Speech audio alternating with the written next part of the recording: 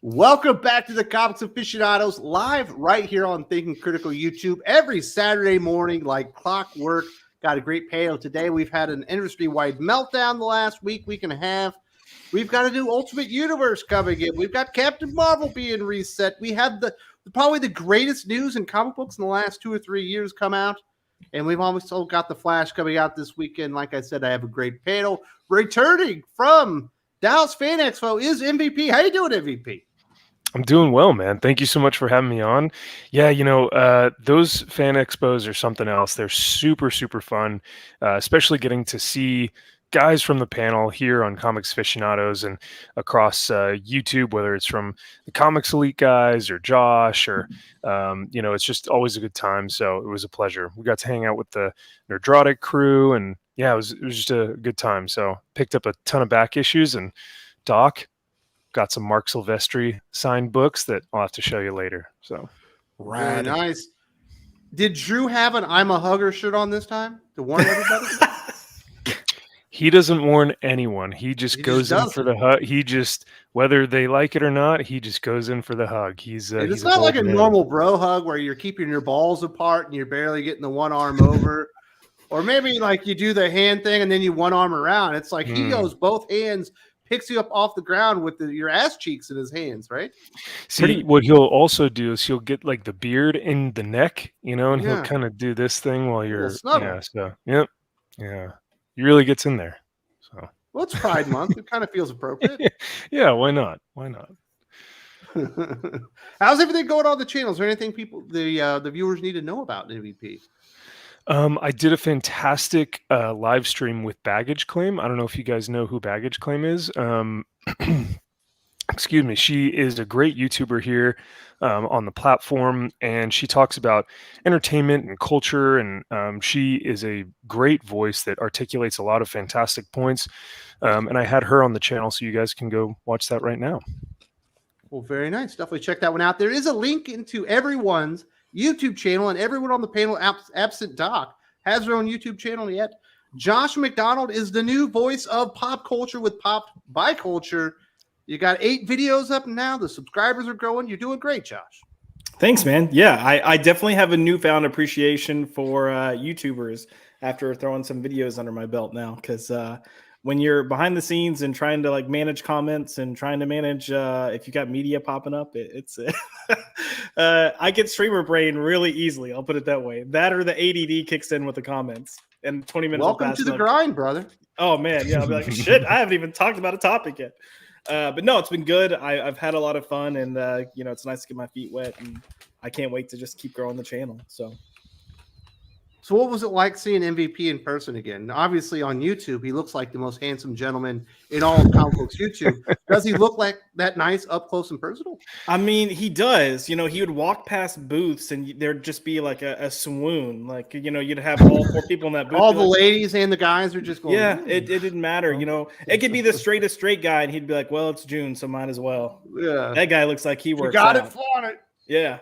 I do want to comment on Drew real quick, though, because we're talking about how, handsy he can be. There was a moment where I'm pretty sure he called me money bags. I don't know.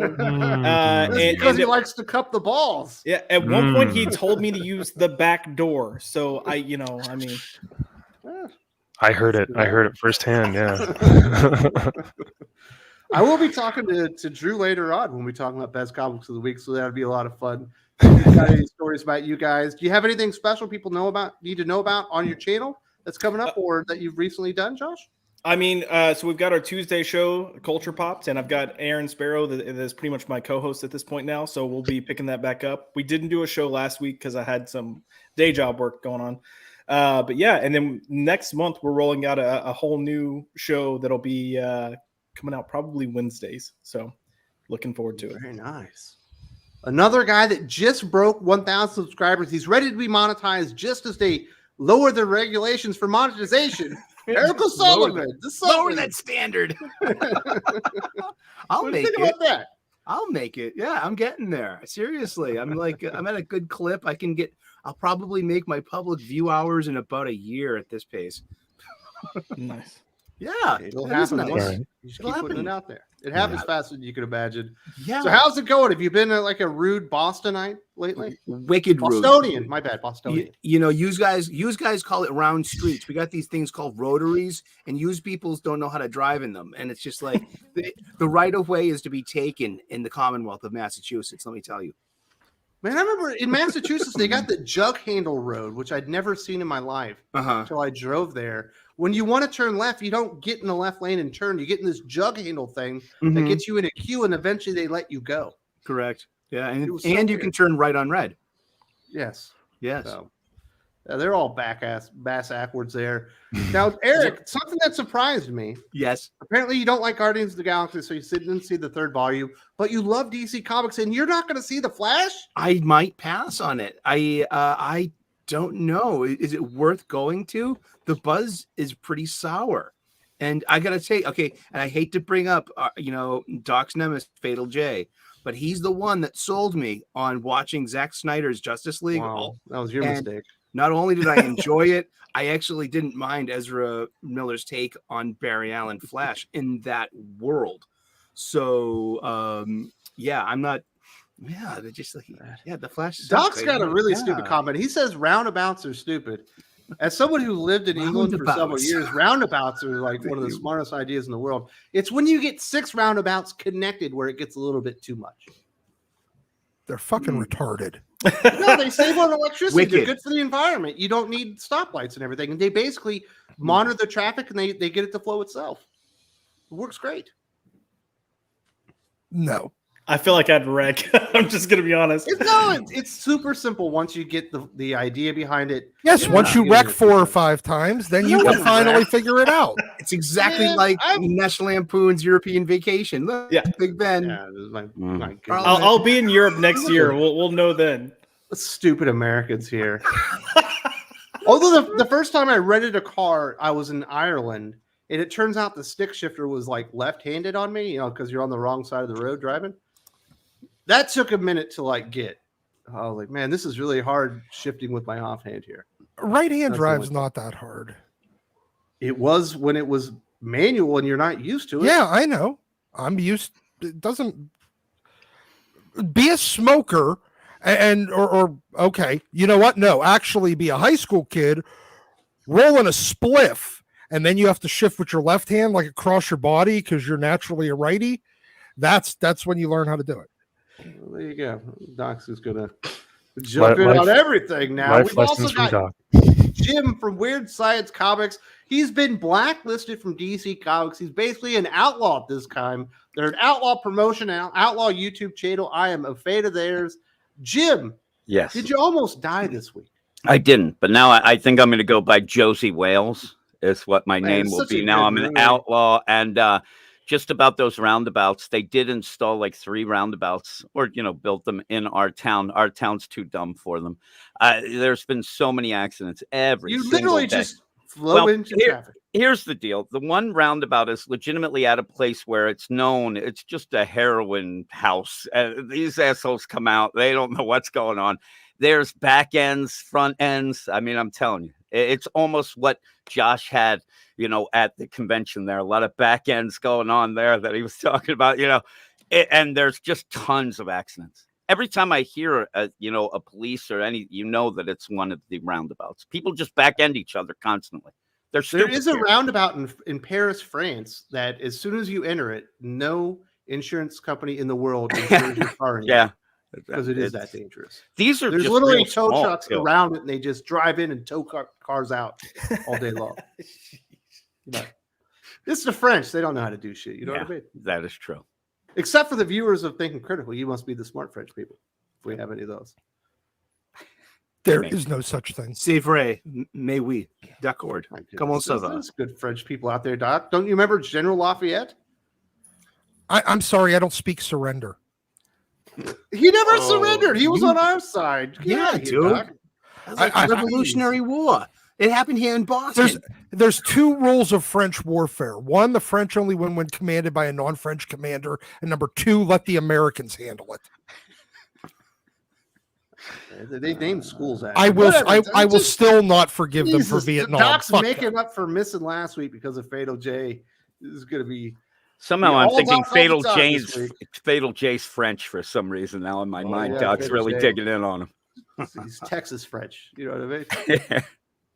So congratulations, Jim. Your YouTube channel is absolutely blowing up. You guys are at like 1,500 subscribers in 6 months. Yeah. I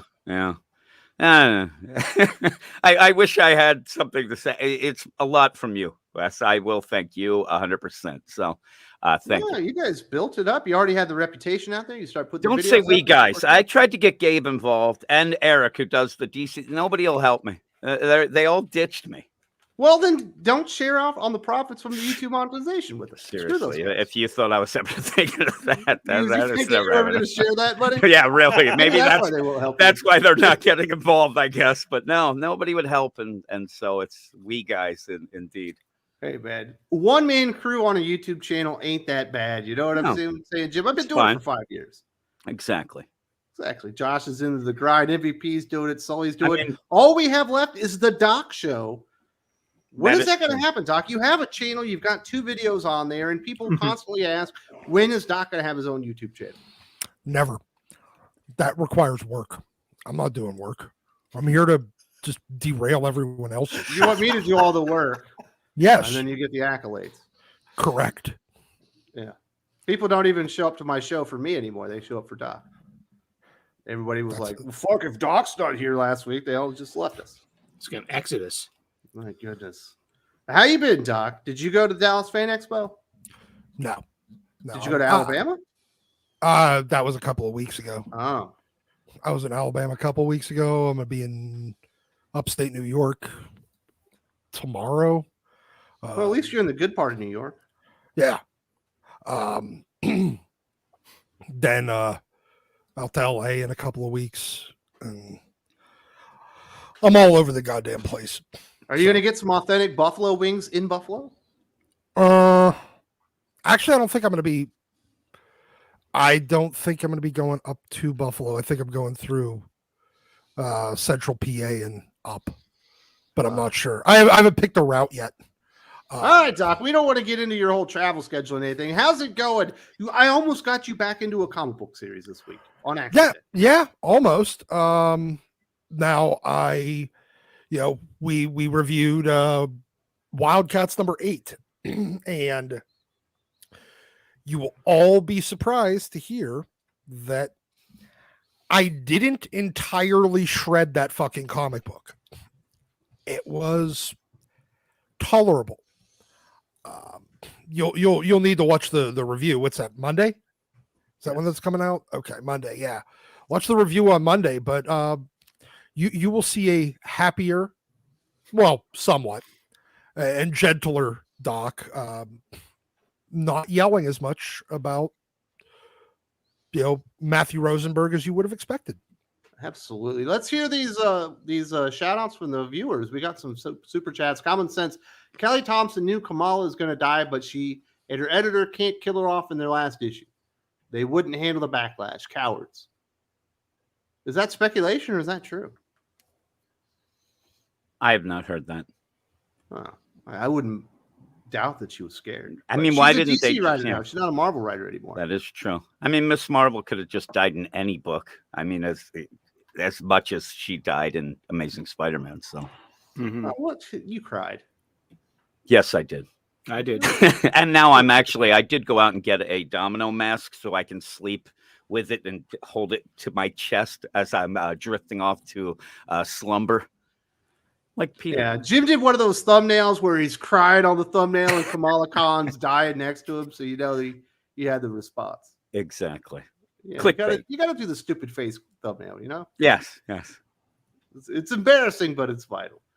My goodness. We got Lade Kramer. So in Death Wish 3, we had a purse thief called the Giggler. So Josh steals hugs as the Huggler. Gotcha. Are you the Huggler, I'll take the Josh? name. Sure. What am I hugging, though? That's the Hey, McDonald's brought back the Hamburglar. So yeah, I was going to say, I want to be the Hamburglar. Rebel. We had a Hamburglar in comics not too long ago. Blade says, okay, I meant Drew, not Josh. Oh, Drew's the Hugler, not Josh. Is Josh the Snuggler? Maybe they're a duo. You know what I mean? Ooh, The yeah. Hugler and the Snuggler. Someone might have to be the juggler, thoh. Yeah, Well, there you go. You can That be would the be you, juggler. Max. I'll be the juggler. Yeah, Yeah, there you we seem go. like you got that down. 5 years in the Marine Corps. 5. It just comes natural at this point.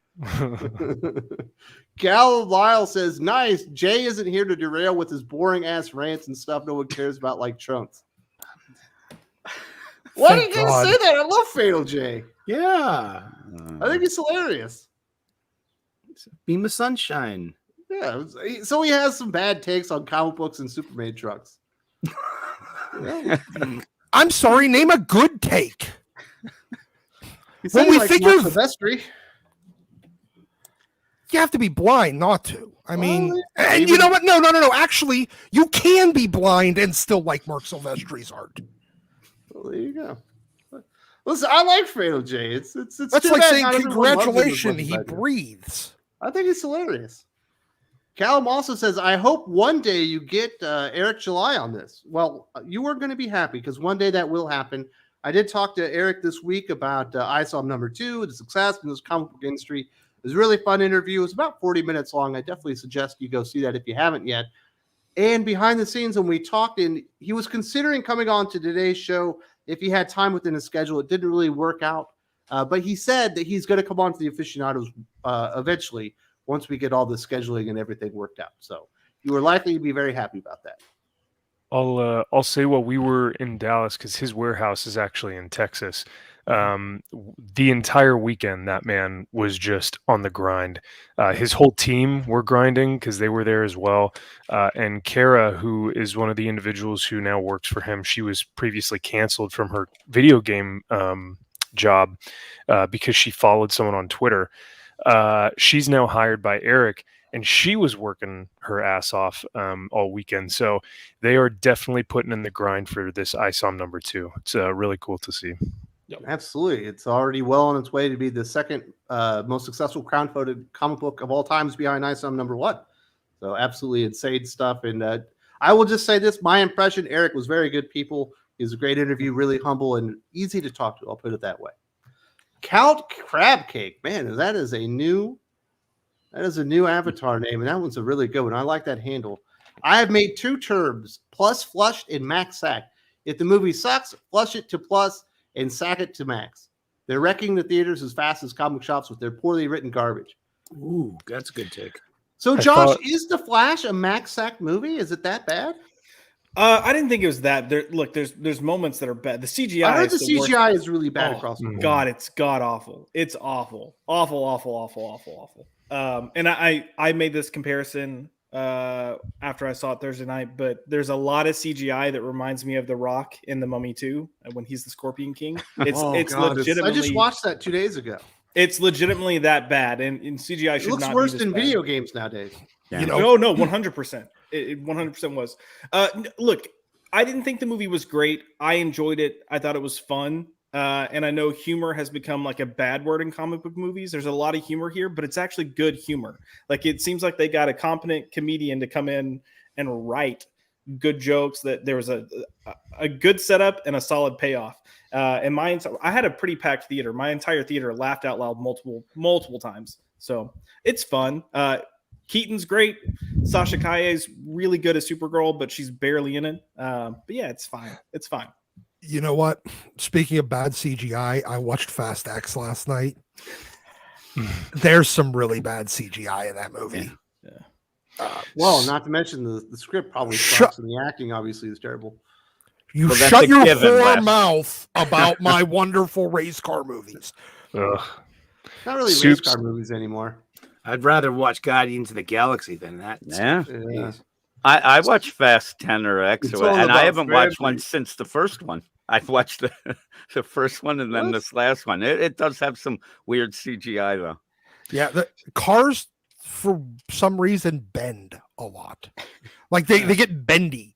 And I was really confused. It's like they have Mhm. Gumby cars in this movie. Soups had a terrible take on Twitter. I think it was yesterday. He basically said, like, guys, how is it that we've been able to accept like old CGI, like, and yet this CGI movie, like, you guys are complaining about, and I'm like, dude, it's not even like it takes you out of the film so much. So it was such a terrible can't take. compare Because the CGI in a movie like, let's Lord say, of the Rings, The Wizard of Oz, with an avatar the way All of that water. CGI. Technology has changed over time. Yes, we used to have painted backgrounds in movies. We've moved beyond that. Yeah. Blade Runner, sorry, not Drew Struzan, but he was doing those matte paintings in the background for Blade Runner that looked beautiful. It looked like you were in the world, right? Lord of the Rings was early 2000s, still holds up to this day. But he put up Jurassic Park. Oh my God, of course. Shark But Boy yeah, and Lava Girl. Yeah, well, that was that was one of the examples that Soups used. Yes, but all of his examples were like 20, 25 years old. And it's like, dude, Yeah. One, let's stop acknowledging that guy. I can't fucking stand him. I think it's funny to meme on him. Done and done. But yeah. There you go. And I guess the other plus flushed movie will end up being Elemental. Sounds like that's going to bomb even worse than Flash. Josh, I know you're the movie guy. When I saw the trailer for the first time, I thought it was a sequel to Inside Out. Oh, I did too. I haven't seen Inside Out, but I thought the same thing. It was so weird. I was like, why would they do this? Like they made the characters older. I was like, this is stupid. And it turns out it's just some generic ass like Pixar movie that nobody asked for. Yeah. So, there you go. Thank you very much, Count Crabcake, and congratulations on the handle, because that one's actually very good. Callum says, it's a blessing that Disney is delaying Marvel because it's so boring with the SJW Rick and Morty BS, and I think Secret Invasion is going to be bad. Well, according to the critics, Secret Invasion is not very good. At least that's what we've gotten so far. And I don't know, it's probably a good thing, Josh. We know a lot of the problems with Marvel have to do with the CGI under Victoria Alonso. She's out. Now they have to delay everything because of the writer's strike or whatever. They can probably get some of that stuff in line, and maybe they can extract some of that Rick and Morty humor that everyone hates, from the MCU itself. Yeah, well, we already see that they're extracting the Rick and Morty writers, so that's a positive. Yes, they're bringing in better writers, so that's another positive. I think there's hope, but I think it's just a matter of whether or not. For Phase 5. You got to wait for Phase 6. Yeah, well, all those movies are too far into production, other than Blade. Yeah. And then for Secret Invasion, I will say the negative comments are that it's serious. It's like, what? You complain that it's too goofy. Now you complain that it's serious. Pick a lane. And I'll also remind people, the reviews that are coming out are just strictly for the first 2 episodes. Nobody has the whole series. So give it a shot. But if you're one of the people that's like, man, I'm sick of all this like slapstick nonsense, Rick and Morty shit, this apparently is serious. Well, there you go. Maybe that's the one for you. We shall see. Obviously, for the most part, the MCU on Disney Plus has been a disappointment. Let's get into the big thing that was going. Comics Broke Me was trending. Apparently, a younger man, an artist that worked a lot within comic books, died way too early. Let's just put that one out there. And it created this hashtag, Comics Broke Me, and it turned into them celebrating his death by bitching about the entire industry nonstop for like 8 or 9 days. And there are some heartbreaking stories there. There were a few moments where I'm like, wow, that is absolutely terrible what happened to you. This is the thing, Doc. I knew most people in comic books were fucking stupid, but my God, like how many bad business decisions can you make and compound one after the other? It's just, there's almost no accountability or taking personal responsibility for the decisions that they made, the contracts that they agreed to. The comic creators in all that were using that hashtag, they are all a living embodiment of that meme of the guy with the bicycle that shoves a stick through the wheels and then blames everyone else. You are all that, and I laugh at you. I laugh at your misfortune. And in fact, I hope you have more, because it's the only thing that's ever possibly going to teach you fucking retards how to operate in the real world. It's like this never-ending stream of self-owns. honestly, that thread itself is enough to create a comic creators posting their L's. It almost felt like you remember the Darwin Awards? Yeah. Remember those? And you laugh at him like, wow, a guy really put a bullet where there was supposed to be a fuse so he could drive his car, and was shocked that he got shot through the chest and died. Obviously, he wasn't shocked; he was dead. But you kind of laugh at it, and it's what it felt like, the Darwin Awards for comic book creators. Yeah, like it's that asshole sticking a fucking rocket on the top of his car and wondering why he ends up smashed into a mountain. You think this is a brilliant goddamn idea? You don't think more than I'm pretty sure everyone in that thread would lose a game of chess to a toddler because they can't think beyond a single move and just get confused when unfortunate things happen to them. I have never seen less self-aware people in my life. Well, I was running around through this, I went out and I planted this giant minefield outside in the area where I work. And then I walked outside and I didn't bother to mark where any of them were. And then I ran just headlong wearing a blindfold into it. And I'm wondering why I got blown up. Because you're fucking stupid. Actually, I made a video on it. I had some rants or whatever. And some people said I came off as an angry dad or whatever. And I totally get that with an MVP. And I can see where that tone came from. But, I was in the military for 20 years. I signed up when I was 17. I've been working since I was 18. I was always working with younger people, especially when I became a sergeant. Certainly when I was a master sergeant. And yes, when you're working with young people just joining the military and experiencing life for the first time, they do need some mentorship. They do need some guidance. But you never just tell me, like, you know what? This isn't a you thing. It's an Air Force thing. Really, the Air Force should change for you rather than being like, you need to understand what's happening around here. And if you want to be a part of this, you have to conform to this or go and move on and find something else to do with your life. Obviously, you were an officer in the Marine Corps. I'm sure you dealt with that too. But these people are like in their 40s and they never learned this lesson. Yeah, it's interesting because you'll see a lot of individuals that will leave the Marine Corps, the Air Force, or the Army, and they have this massive resentment towards the branch itself. And I understand there are people who have these like awful experiences, but then others just kind of blame their misfortunes on the branch itself. And that's kind of what we're seeing with this like comics broke me thing. I realized that the Marine Corps wasn't what my calling was. And so I ended up leaving.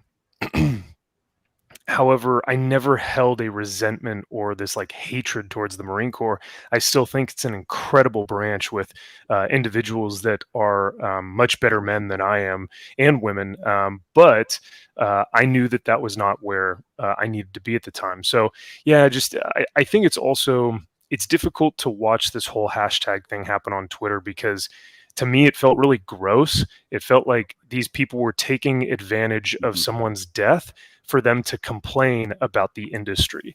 And to me, I was just like, that's disgusting. It felt like the whole milkshake thing all over again, taking something that's something like, this person's death and then making it about them. And so that's why I was like, this just doesn't feel right. Man, General Balsack got LASIK. I got PRK from the military, and it was absolutely brilliant. So, Josh, recently, you were not happy with your job. You were in retail. You had a management position. You didn't like the hours. You didn't like the stress. You didn't like the position that they were putting you in. Yep. Did you go on to Twitter and blame everything on that company? Or did you go out there, rewrite your resume, find better opportunities, and make sure that you met those requirements and find a job that was going to be suitable for you? I did exactly that. And Wes, I spent like a good 6 months looking for a job.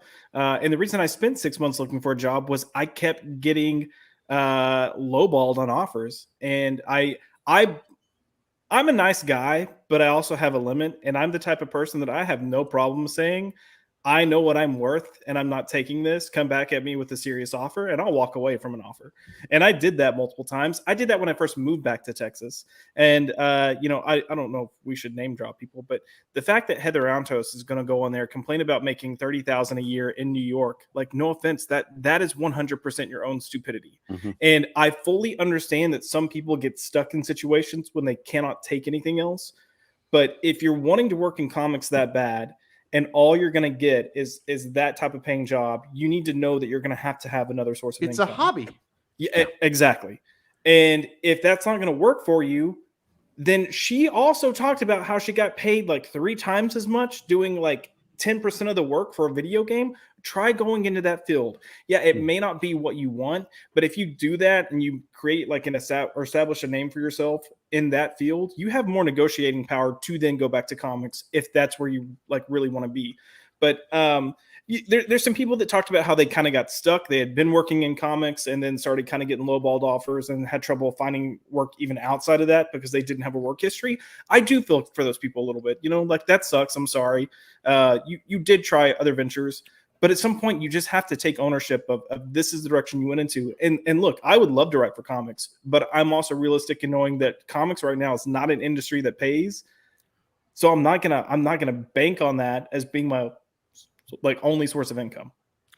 Yeah, it's like that one guy. He was offered by Stan Lee Kids Media $0 for a graphic novel he'd already completed, and then he went to negotiate. It's like once somebody offers you $0, Jim, the negotiation's over. They don't respect your work. That is true. And first off, RIP to that guy who died with the bullet instead of the fuse. I was shocked by his death. But besides that, first off, Heather Antos, she's upset about her job and what she's getting paid. She actually got her job by just saying, hey, I think I'd like to do that. And it's failed continuously. She's lucky she's getting a cent. But also going with what MVP said, I agree completely that these people are jumping on the death of somebody to, you know, bitch and moan. But on the other side of that as well, themselves martyr status to the comic book industry. Suddenly, if somebody says, oh, you guys should grow up, they suddenly become, how dare you say that? We're talking about a guy's death here. Yeah. You can't do it both ways. You can't go both ways with that. And that's when it got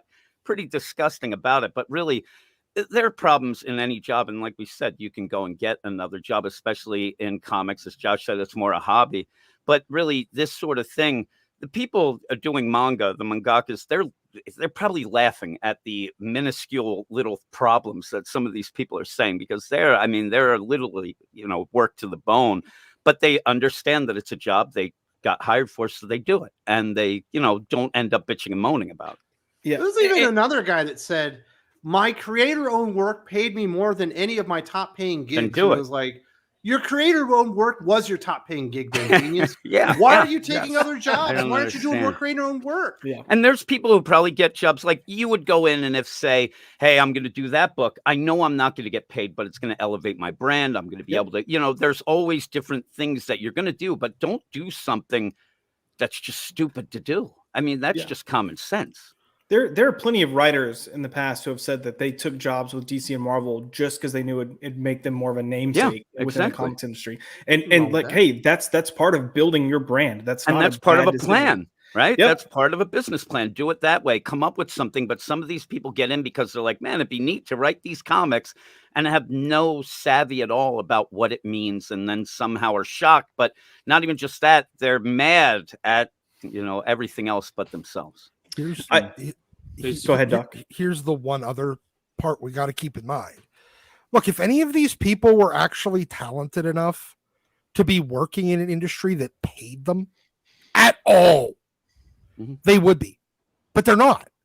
And there's the argument to be said, you know, blah, blah, blah. They want the power of the comic industry. The comic industry has no fucking power.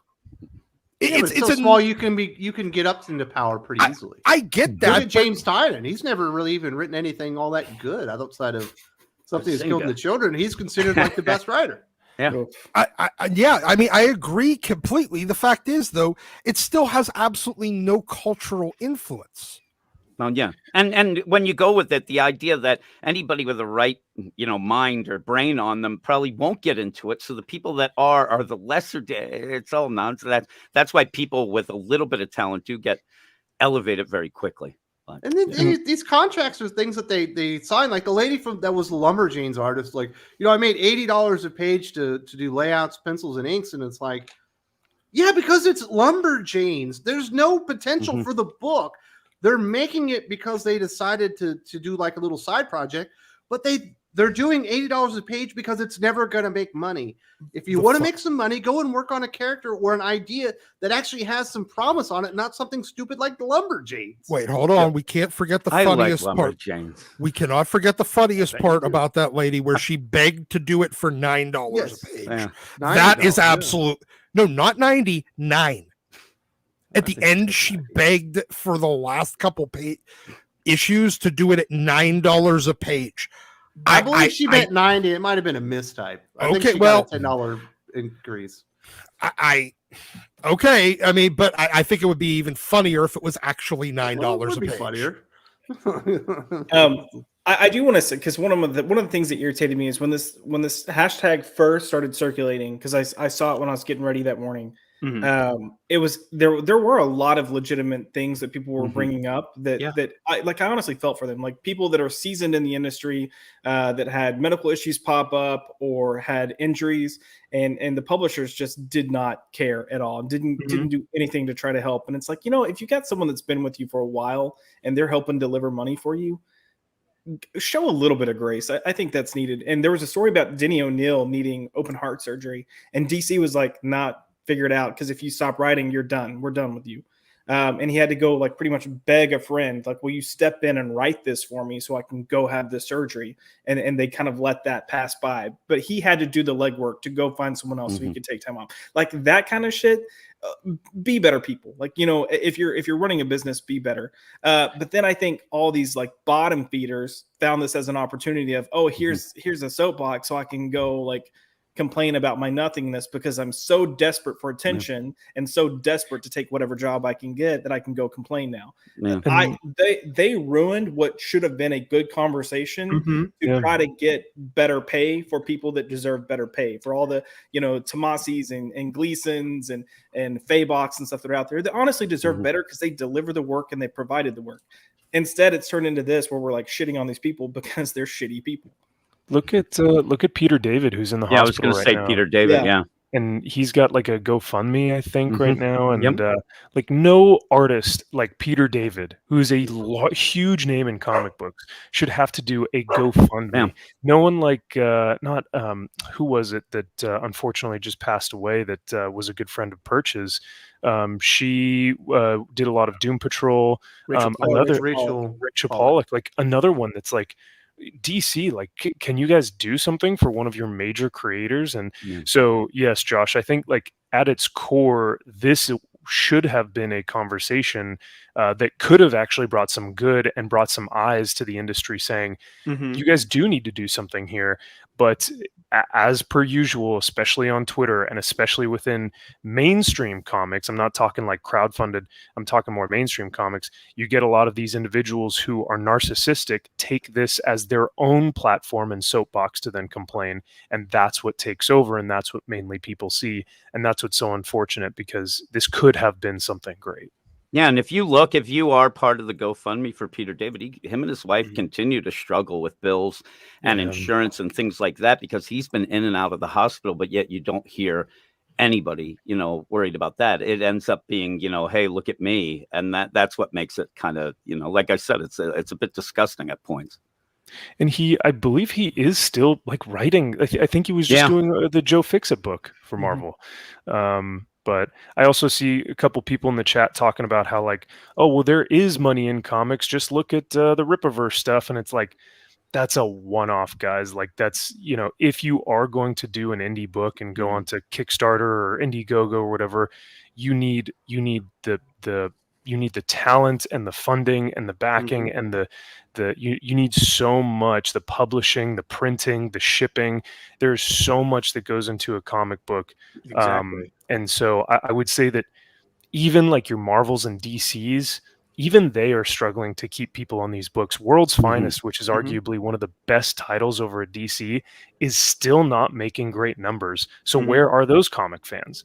You know Yeah. what I mean? So I think there could be an audience for comic books, but they aren't showing Well, up to there is DC and enormous Marvel. audience for comics. You Yeah. could see with the numbers that are selling just outside of manga and with kids' graphic In novels, they're yeah, just not there you going go. into traditional American superheroes right now.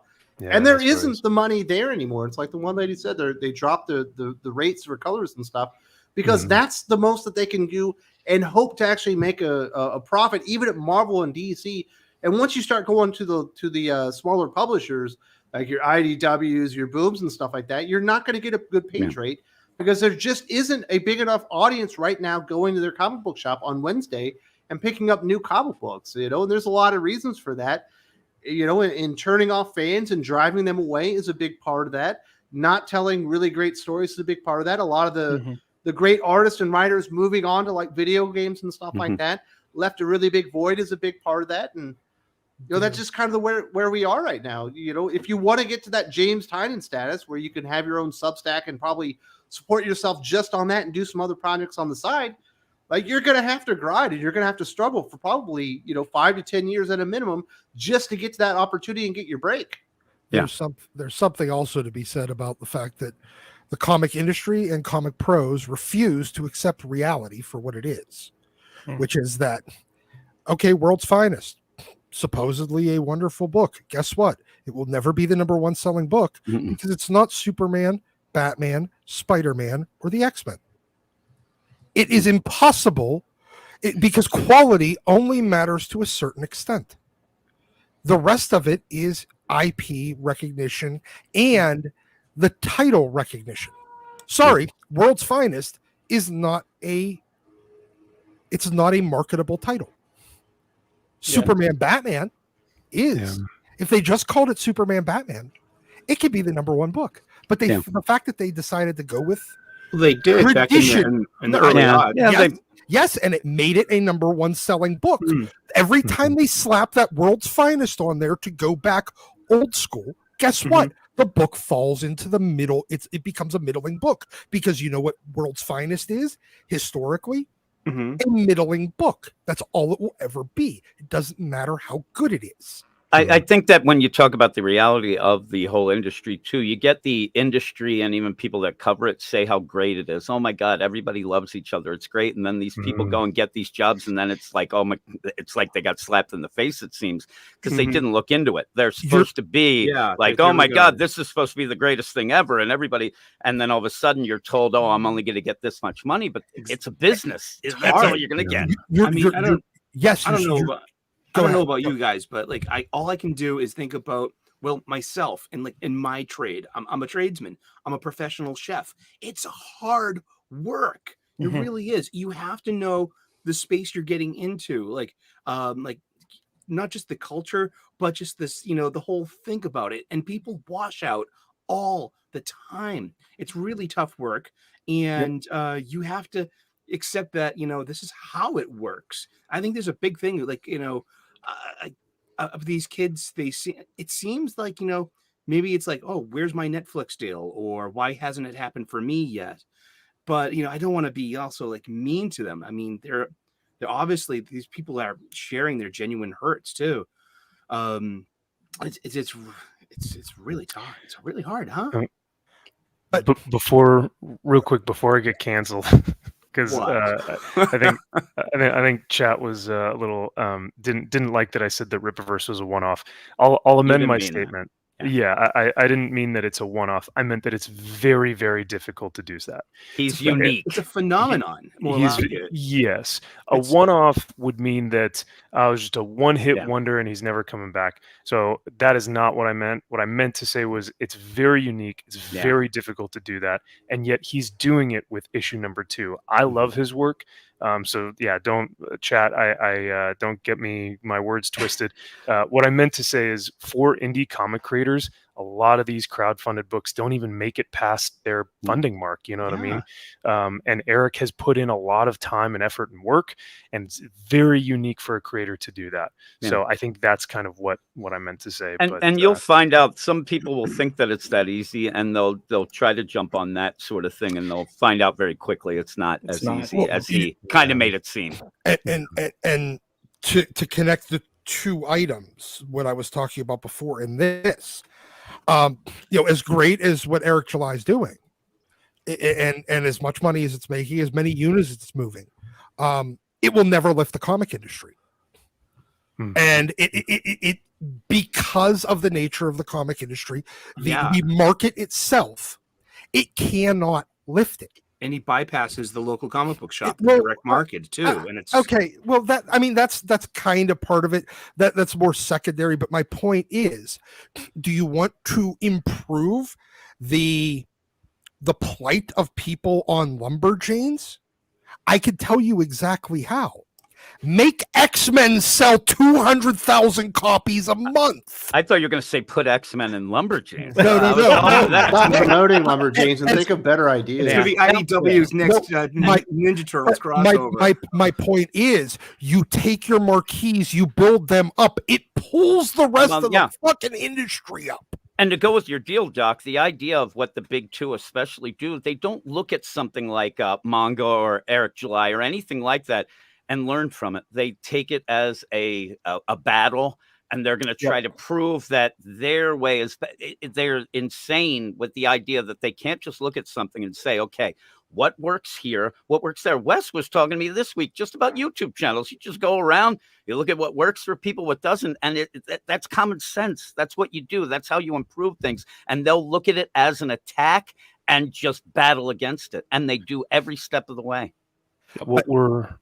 Oh, sorry. Go ahead, Doc. My thing, though, with the rising tides, though, is I'm sorry, but Eric July can't rise the tide of the comic industry. Neither can Lumberjanes. Neither can a great World's Finest book. Neither can even a great Green Lantern book or Flash book. Do you know what can? A great, actually marquee book that's already marquee. You have to start with that. Everything else is downstream. All right, what were you going to say there, MVP?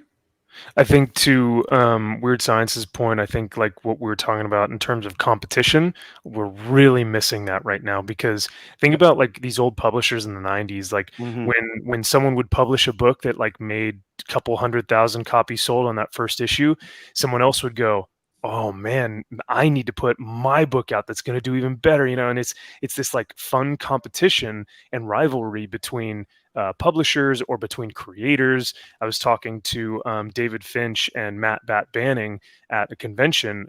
Matt Banning is an incredible inker who's done Mark Silvestri, David Finch, Michael Turner, and he was saying every time Jim Lee put out another book, Matt Bat Banning would get with his guys and go, what can we do that's even better than that?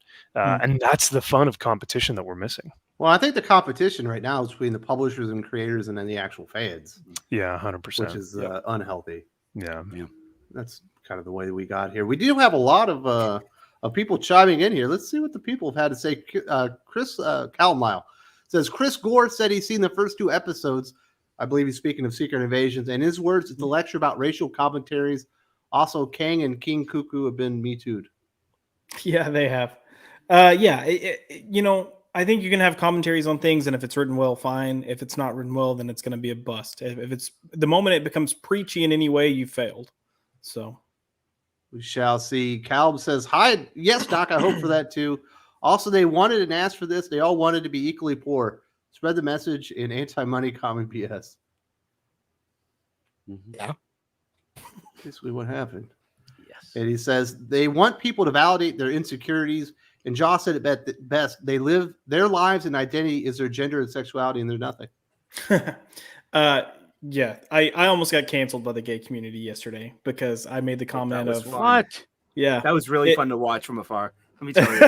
You didn't pull any punches. You did good. You did good, kid. I made the comment on one of DC's Midnighter and Apollo posts, like, hey, it sure would be nice if we could get back to, like telling stories other than just the fact that, hey, these characters are gay.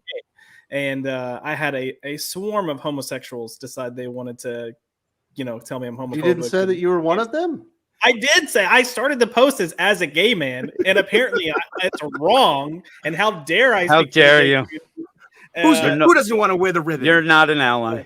And what I will say, I've got one of my friends, and he used to work for write for Batman on film, and he kind of jumped in, and he's hardcore left, like he is hardcore left, and he jumped in. He was like, guys, like you are taking a on good faith comment to actually broaden diversity and exposure, and you're getting mad at this guy for that. Like, how fucked up do you have to be? And I was like, thank you, Rick.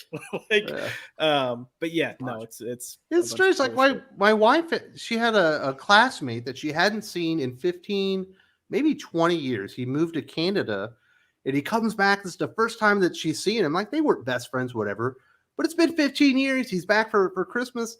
We sit down at this table, I'm having a beer.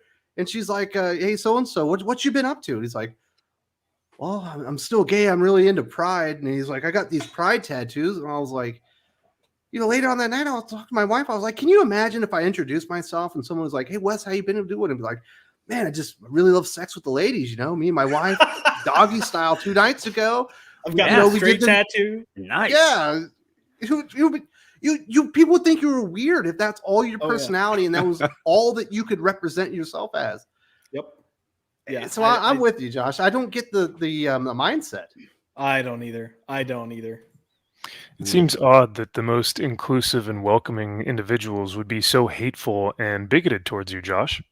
That seems very hypocritical of them to, I've said for years, so many communities, not just the gay community, but minority communities, they're trying so hard to be inclusive that they have become exclusive, and now they're all infighting with one another, and it's just like, fuck, guys, like, just stop.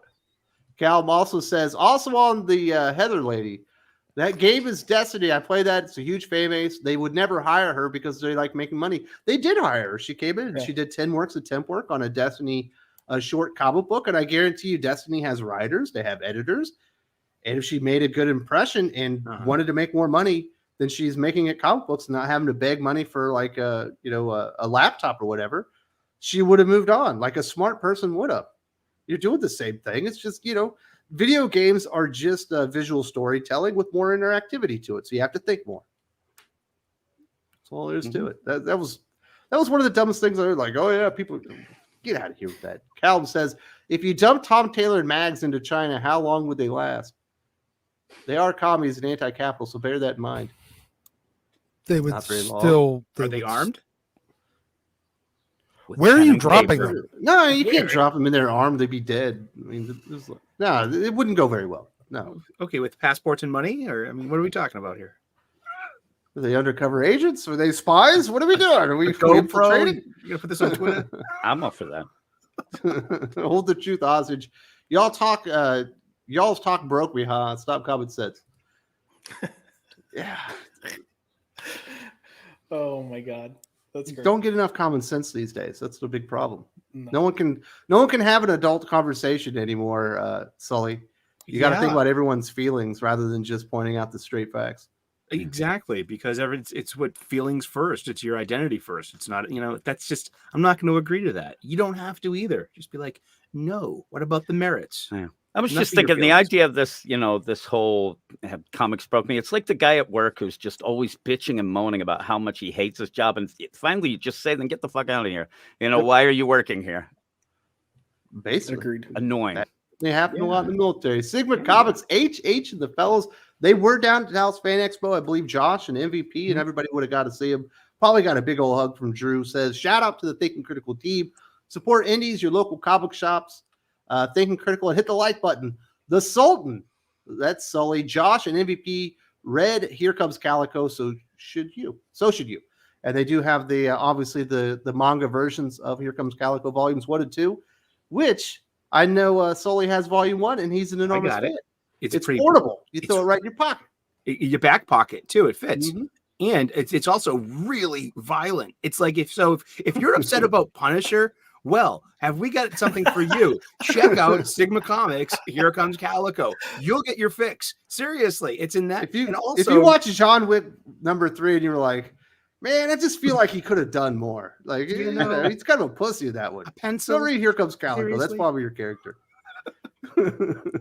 I do want to say I got to the chance to just sit and talk with HH for a little bit, and one dude is an awesome guy, like just such a genuinely good guy. You can tell there's certain people you can tell just the moment you start talking to him. He's one of them, and I fully plan on getting him onto the show and talking to him, and you know, here people need to be reading Here Comes Calico. I'll just say that.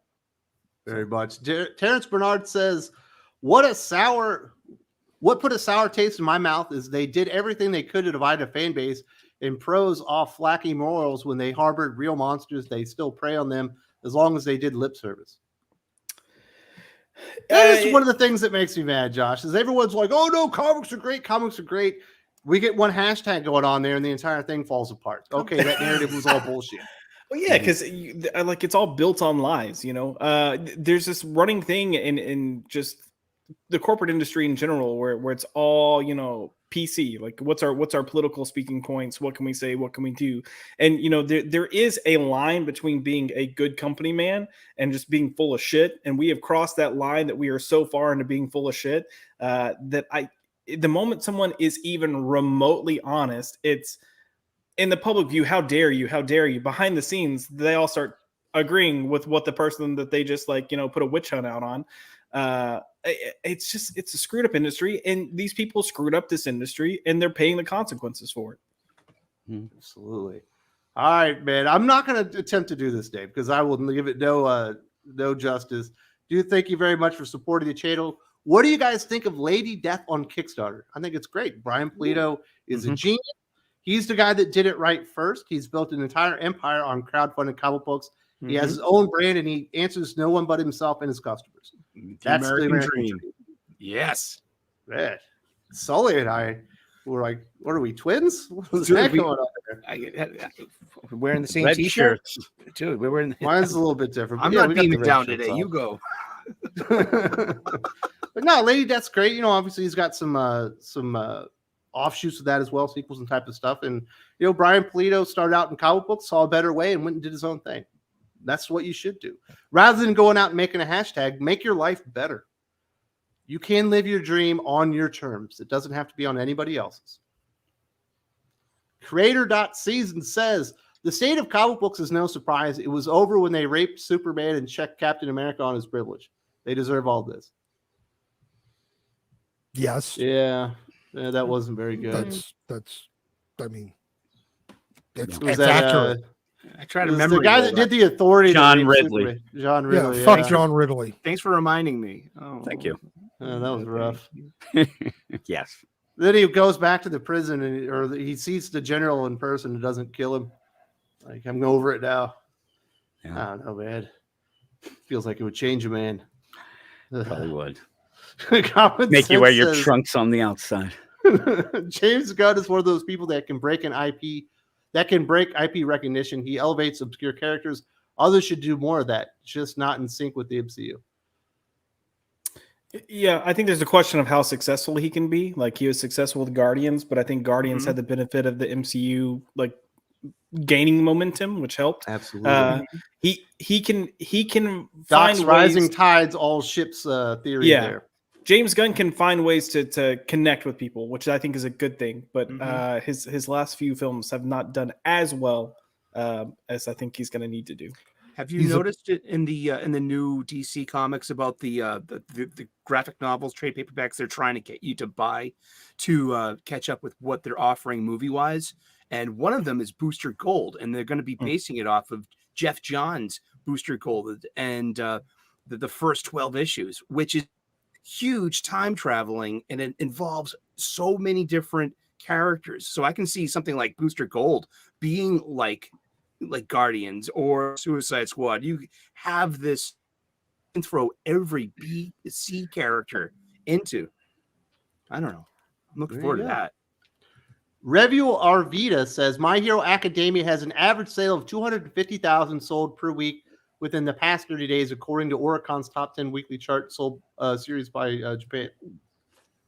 Yep. Million sales a month is pretty damn impressive. Yep. I will say, well, and Josh, I don't know if you noticed this as well, but while we were at Dallas Fan Expo, most of the cosplays, most of all the things being bought were manga and Yeah. anime. Yeah, 100%. Very, very few actual comic book Mhm. related cosplays and booths. A lot of So, Chainsaw Man stuff going on, stuff like yes, that. Yeah, yeah. I figured. Were they Probably a Spy lot of Sailor Family, Moon, probably. right? a Yeah. lot of huge lines for the voice actors to get signatures and Yeah. stuff? Yeah. Yeah. Just the voice actors and the American dub voice actors, and they got the longest lines at con now. Mhm. Really do. We're not going to Most mention lines. recognizable IPs. Yeah, we're not going to mention lines for signatures in front of Max. He might start breaking shit. Who didn't you I- get it signed? Whose What line was happened? too long, Max?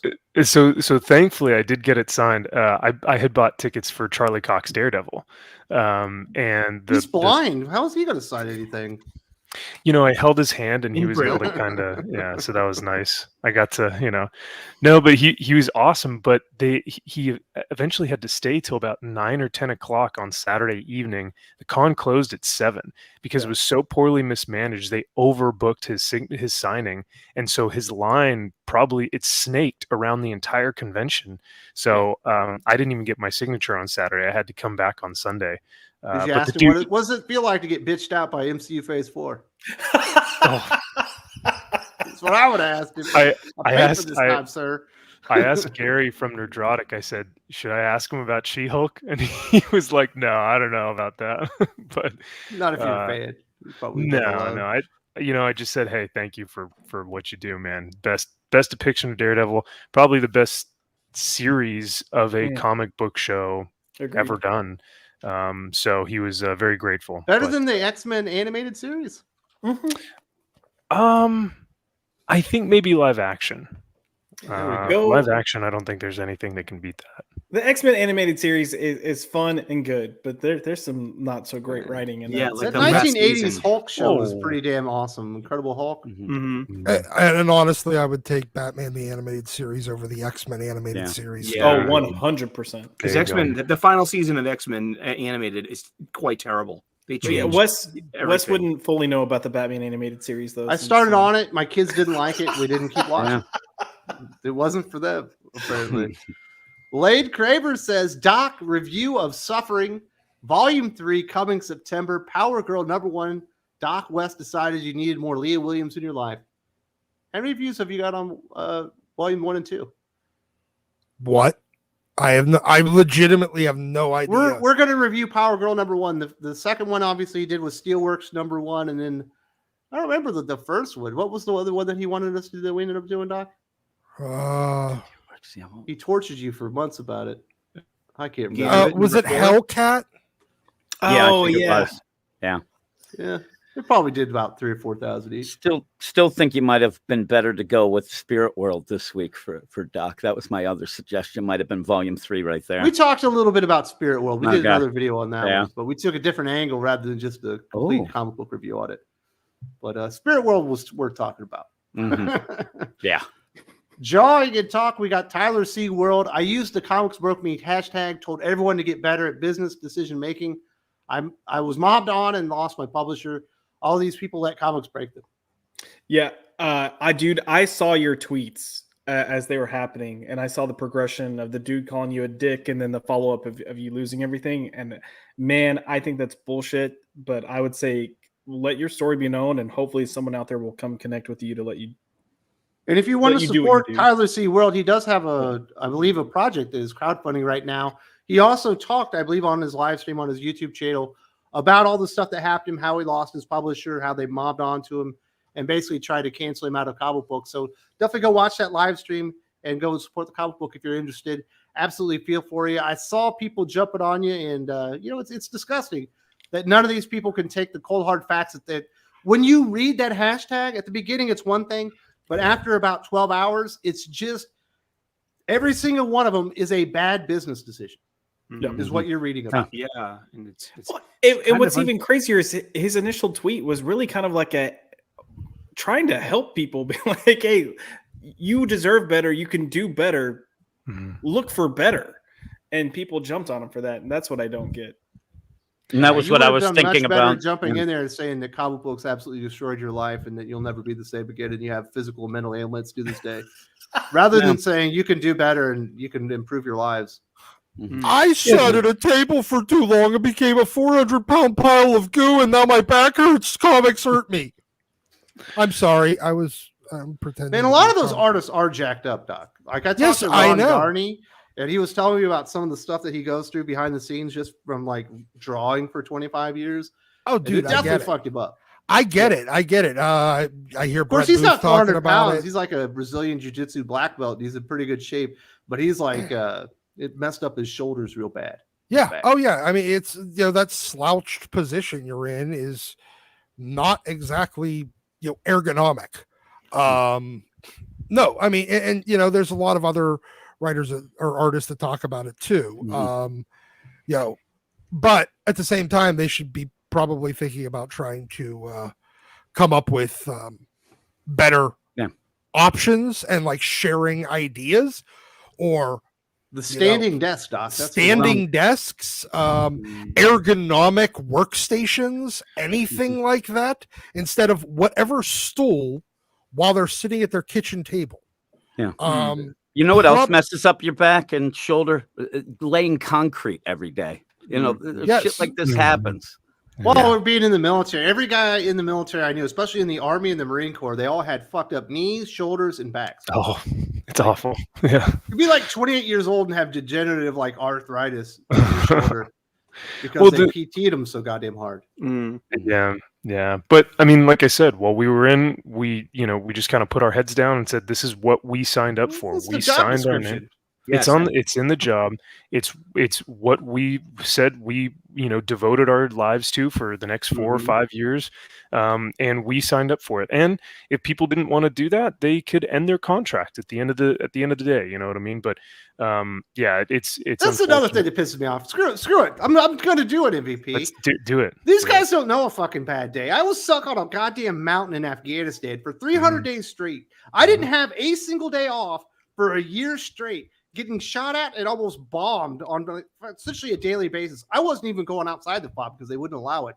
The guys that were going outside the FOB and getting shot at, they didn't have the opportunity to quit. They had to, serve out their 2 or 3 years or whatever they had left on their contract or whatever. And those guys never bitched as much as these people. They had real fucking hard days. And I think most people would say, "Oh, well, they signed up for that," and it's like, "So did you." You know what I mean? Like, so you signed up for that. Yeah. And these people have actually an easier out than the people, like you. Yeah, you go AWOL in the military, you go to prison. You stop drawing for DC Comics, they make a tweet about you. That isn't nice. I think the sad thing too about this thing with drawn talk is like everyone keeps saying within the Western comic book industry, comics are for everyone. Comics are meant for everyone. It's welcome. And it's like comics are meant for everyone unless you have a different opinion or you disagree or you say something that God forbid might actually be constructive criticism, but then you are ostracized from the community and not welcome. And that's what's so sad about this whole thing is like, your producer quits on you and everything. It's like, just because the publisher didn't fire the guy because all of a sudden one day they didn't like him. People reached out to them with influence and decided they wanted him to ruin the contract that he had because it wasn't fair anymore, I guess. Yeah, it's ridiculous, man. You definitely got to check out the live stream. And like I said, if you want to support us, Tyler C. World, he does have a project out there right now. If you want to show that, and definitely my heart goes out to you. It's bullshit what happened. And these people are fucking nuts. So there's no other way about it. Wyatt Eastman says, manga gives us new marquee stories. Comics need new marquee characters. These mangled characters are too far gone. Once comics movies are over, this boat will sink. You might have a point, Doc. Well, Doc obviously has walked out and is probably he's choking on a heater right now, but he's the one saying that you can only sell Spider-Man, Batman, X-Men, and there's a new Spider-Man manga out like this week. There's going to be some DC manga coming. Spider-Man manga isn't going to save the comic book industry, and neither is DC manga. No. But the fact that they can't create new characters anymore, that they can only use the same characters once over and over and over again to draw interest in their stories is probably going to be what kills them. Well, here's the deal. The Spirit World that came out this week from Melissa Wong, the first issue was pretty good. You introduced a new character, and then you used the second to just get on a soapbox. and ruin everything you did. That's what seems to happen in comics. So, and you're an idiot for even believing Alyssa Long was going to write a good comic book series. well, I am an idiot. I mean, really, you bought the snake oil, sir. I did. I have 5 kids. The idea of this hashtag life broke me. That's why I just am here and enjoying the ride for the 2 weeks before I die. So, but the thing is, there are opportunities to create new characters, and people are willing to go into them. But I even said, a long time on this channel, they don't develop things enough, and they just want to throw things at you, and that's not the way to do it. So it's like they fail at something they don't even try to do. Yeah, I think the future of like new characters probably isn't going to be in sequential periodic comic books. It's probably going to be more in graphic novels and stuff like that. Mm-hmm. But that's a whole nother conversation. Hold the truth hostage. Mainstream can't save the industry. It got here. Yeah. I think comic books could save themselves because the characters are cool. The universes are interesting, but they would have to make wholesale changes to their business model. They would have to look at what manga is doing because obviously this does work. And they would have to incorporate some of those lessons learned into comic books and really get the word out there that things were going to change and have people actually buy into it. Because I've been told things are going to change so many times at this point, MVP, and it always reverts back to the way it was, 5 minutes before anyway. That it's hard to really even buy into it anymore. Enough people probably are jaded at this point that it's going to take a lot for them to come back. Oh, absolutely. It's going to take a complete restructuring. And I think we've said this before, and Wes, you've talked about it on your streams and on your YouTube videos. It's going to start at the core of the company and also at the top of the company. So that's editors and it's the culture. The culture is going to have to change. So even if we got, we're going to, I'm sure we'll talk about the Ultimate Universe coming back. It's still like, okay, but what creators do we have that could lend themselves to a great story in the Ultimate Universe? What editors are going to be there? What type of core are we talking about in the industry? And I think that's what would have to fundamentally change. Absolutely. Creator.season says, real comic fans used to write books. The industry has been infiltrated by hacks who don't know the characters. Hope they fail faster. Hashtag Rippaverse. You definitely get the feeling that there aren't very many people, and I know you could have talked to more people behind the scenes, Jim, than I do, and certainly Josh did back in the day when he was doing a lot of comic book reviews, that most of them aren't in it for the characters or the stories or whatever. I think they're just in it to put something on their resume and move on to what they really wanted to do with their lives. It's actually even worse than that because a lot of it is even just assigned work. I mean, there's nobody who pitches anything anymore. You end up where I do have people who've told me, man, I pitched this Wonder Woman book, but I was told I'd never be able to write it for, obvious reasons and things like that. So people who are passionate about characters, a lot of times, especially at the big two, they'll never get to write those characters. And that's a shame because when somebody actually does kind of get on a book and has that passion, you can see right away. I mean, everybody here would Jeremy Adams on Flash. You could tell that he loves the character. He wants to write him. And that really, that's just as good and big as, writing skill or whatnot. I mean, everybody can write a script, but you have to have some feeling behind it. And a lot of these writers, first off, don't even know the characters because they get assigned. They don't do research. They only look at the last failed attempt at that character. And then it just keeps perpetuating itself, on and on and on. And we need to change that. Absolutely. When I spoke to Mark Silvestri this past weekend, he pitched Batman Joker Deadly Duo to DC. So there you go, Jim. Like you said, it comes from the passion. It comes from the creators. He was the one who went to DC with that pitch and said, I want to do this story. So yeah, and that was from about 10 years ago where they were still kind of doing that, right? So and they should still be doing that though. They should at least have an open door for people to come in and say, hey, by the way, if there's an opportunity coming up and we do a Booster Gold book, I know a guy named Sully. This guy loves them, and then you'd get excited about it. Yeah. This is what a Litroll. I think I've got your name there, sir. I'm not going to be able to do the first part, but what happened to the art on modern comics? They suck. And I agree in a way. Yeah. Yeah. The marquee books at DC, for the most part, still have good art. And normally a marquee book at Marvel Comics for the first 2 to 3 issues will have good art. Otherwise, you're pretty much screwed for the most part. Yeah, it's all digital art, and it's all the onomatopoeia looks like a cut and paste. You know what I mean? I think it's terrible. It's a lot of copying. Yeah, and it's just it feels like there's no Photo reference. I think that's what I meant to say. A lot of photo reference. Oh gosh, I picked up Tracing, you meant. I picked up an tracing. indie this week that was all just pencil work, and I'm like, thank God for hatching and cross hatching with a pencil. Yeah. And I'm like, oh, that's Fucking some pencil. art. I'm so kind of sick of looking at digitally created superhero Marvel art. art is just atrocious right now. They, Yeah. they don't even come close to DC standard, and DC is not as No. good as they used to be. And honestly, I think the only reason DC is as good as they are is because Jim Lee is there. Jim Lee Like cares. someone who values art. That's the one good thing Jim Lee's got going for the company. Yeah, And keeping it's unfortunate. There are a few books out there, like a Moon Knight has had great art pretty much every single issue, and it's been up for almost 2 years now, or over 2 years. So there are a few instances here and there with good art, but for the most part, it's kind of sucks right now.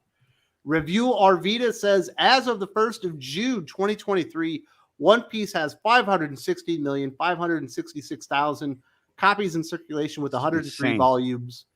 And I believe that's when it passed Batman for the most comic books that have Mhm. been sold. And it just has to pass Superman, which is at, I think, 600 million. But it will certainly do that. Oh, because yeah. One Piece is still pretty popular. I almost got my kid a One Piece shirt today. Really? So if that tells you, One Piece hasn't been around that long, that comic books are popular. The medium itself is more popular today than it's ever been. It's just Western comic books that aren't popular for some reason. Yep. Miss are you- Maria. Oh, sorry. I was Fans just going to say, go ahead. Go ahead. No, you go, sir. Are you stoked for the Netflix adaptation of One Piece? I know No. you're not, but I'm just kidding you. Of course not. Netflix has adapted a lot of stuff and almost none of it well. Let's put it that way. Miss Maria says, fans of Babylon 5, Warner Brothers is releasing an animated film right now. It's interesting. I mean, You're the sci-fi geek, Sully. Are you on the board for this? I was never a fan, but I kind of I've peripheral look. I think okay, you're going back 30 years and revisiting these story notes with the characters. So you've done, Babylon 5 was created by a comic book writer.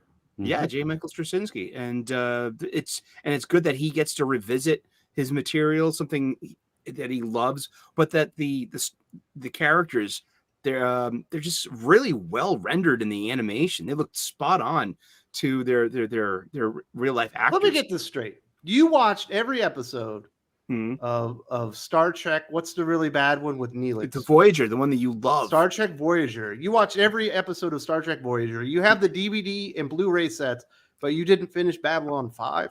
I just it did talk about bad CGI taking you out of a show or a movie. I mean, that was the early 90s and mid 90s. At least they were like doing some groundbreaking stuff with sci-fi and CGI, but that was like wicked early bad CGI. So If you're a fan of Babylon 5, definitely check out the animated show. And if you're a fan of Star Trek, skip through most of Voyager. There's Skip a few through issues here and there that are good, especially when 7 and 9 shows up, and it definitely Yeah. gets a lot better. and the finale, Man. dude, the finale is wonderful. Neelix is the biggest waste of space. I think you're right. He's the X-Pac of fucking Star Trek. You know what I mean? Oh That's how I feel about that. Calvin says, so let's talk Ultimate Universe. Maker said he and Miles are the only survivors. No, Jimmy Hudson, Miles' family, Bombshell, Nate, they got from Earth 1610. We're going to get to the Ultimate Universe very soon, sir. And we should have some good stuff to talk about there. Although I am more apprehensive about this news than some people. He also said, Jonathan Hickman has granted Doc's wish for segregation. You think Miles would return to Earth 1610, or they're going to make Jessica Drew the only spider? What do you think, Doc? He's still gone? You're still choking down heaters, Doc? Maybe. Jeez, Doc man, is what are you making a smoking stance with doobie? a silence. Jeez, he's supposed to be smoking a filterless like Winston. You know what I mean? God. I think he's out there growing the tobacco. I do not believe Miles Morales is returning from the 616. There might be a version of him in this new Ultimate Universe because it is being created from scratch, but he's staying in the 616. Absolutely. Daniel Beatty, J. Jonah Jameson from the Daily Bugle to Marvel editor. Enter laughing meme. Put those writers in line. We could use Jane Jonah Jameson to handle the Marvel bullpen right now. He only cares about money and headlines. You know what I'm saying?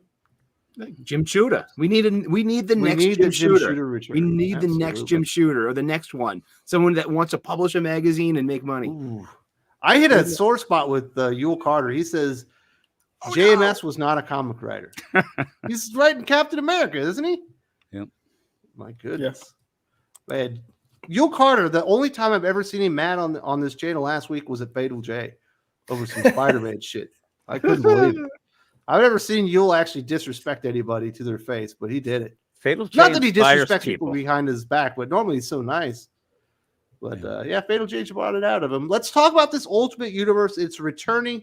Jonathan Hickman's Ultimate Invasion, it turns out, was what we thought it was. It's a reintroduction to the Ultimate Universe. We're going to have the 4-part series, $9 a pop for all 4 issues. And then we're going to get into the Ultimate Universe.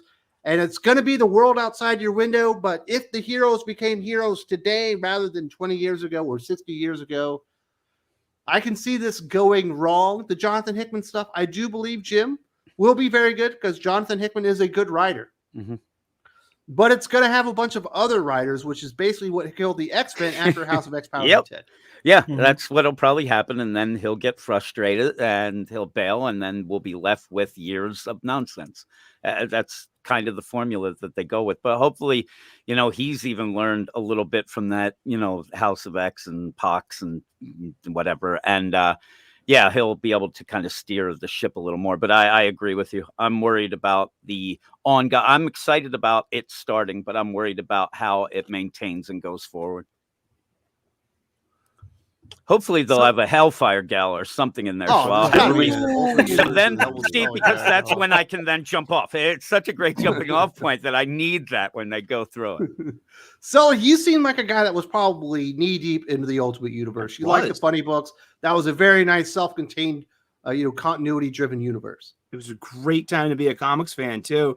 Those early Marvel team ups with Mark Bagley and with Art T-Bear inking Mark Bagley, making them look great. I mean, that merchandise, that Spider-Man was on every piece of kids' merchandise in the early aughts and the 2010s. I mean, that was a cash cow. No. Still is? Yeah, I wouldn't. That doesn't. Wow. And if you look at Spider-Man shirt you see is this Marvel, the Ultimate Universe can be, kind of fashioned in this way that they're doing it as kind of like a manga, kind of like its own kind of universe with new stories, jumping on points, all that. If they do it well, it could really, get back to something like that, which would be really cool. But do you really want to see a Captain America whose origin happens in 2023? Yeah, no. By modern Marvel writers? If it's thought out in 2023, and maybe he can have his big chance. They just created 5 new Captain Americas based on 2022, and it didn't go so well. Again, hopefully they learn from that, but I don't think they will. I think it'll have some problems. Remember the Captain America of the railways? Yeah, the railways. Riding the rails. Third rail boy. One thing one thing about the Ultimates, like if you look at Mark Miller's The Ultimates in hindsight, it's all pretty rooted. It's great, but it's a lot of it's pretty rooted in the pop culture of 1999, 2000, and 2001, like the Freddie Prinze jokes and Tony being on the space station with Shannon Elizabeth. Like, who knows what that is anymore? They don't have Mark Miller this time. That's the problem. And they don't have Brian Michael Bendis in his prime. My question for this is, how is the Ultimate Universe that they're describing any different than the 616 right now? Because isn't that what we've just had for the last almost 10 years? A little different. I mean, that's I know. That's how we've had the 616 for the last decade. Yeah. They've just been reflecting contemporary fucking news of the day bullshit. Yeah, but Doc, this time they're going to do it right. What, they're just going to do it more literally? Of Ultimate. Yeah, the head of Ultimate, which is, going to work out so much better than head of X. How? We're going to start it with the Black Panther. And maybe Jordan White won't be there. Well, no, look, that would help. You need, well, I think what you really need is we need all to understand that Jonathan Hickman is an awful evaluator of talent. What we need, apparently, after this Transformers news is Robert Kirkman as the head of Ultimate. That guy knows how to get some good fucking writers. Yeah. Yeah, I mean, I don't disagree. Yeah, Honestly, I would have accepted Liefeld as the head of Ultimate. Liefeld. Isn't he suing Marvel? Maybe, but he's currently doing a bunch of variants maybe this goes. for Once they Deadpool figure out he's Batterblood. one of the few people they could actually sell a comic book just on a cover. Yeah, he's doing Deadpool Batterblood, and he has a bunch of variants for it that are homages to old to classic covers. Mm-hmm.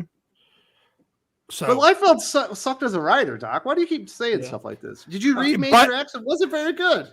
Yes, you are correct. I'm not saying Liefeld as the writer. I'm saying him as the head of Ultimate because he is a great talent evaluator. Man, can you imagine how many pouches all the Marvel heroes would have if he was in charge of the Ultimate Universe?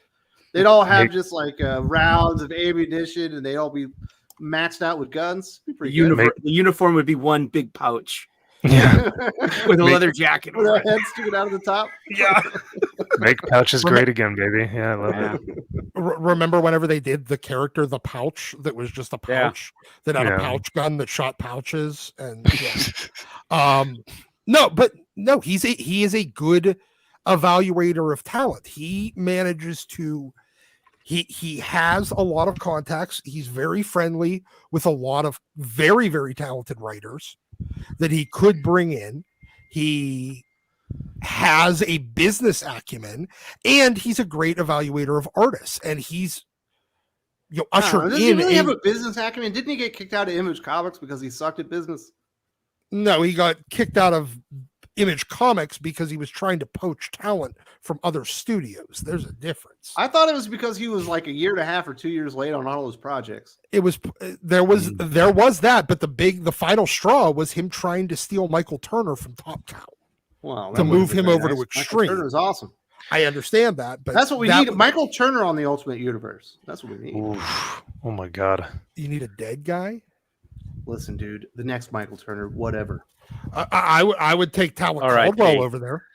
I take Joe Benitez. But no, like Mark or Rob actually does have. He's very good at identifying and bringing in and ushering in new or existing talent and getting them on board. And he's good at coaching them. He is. I'm fine with that.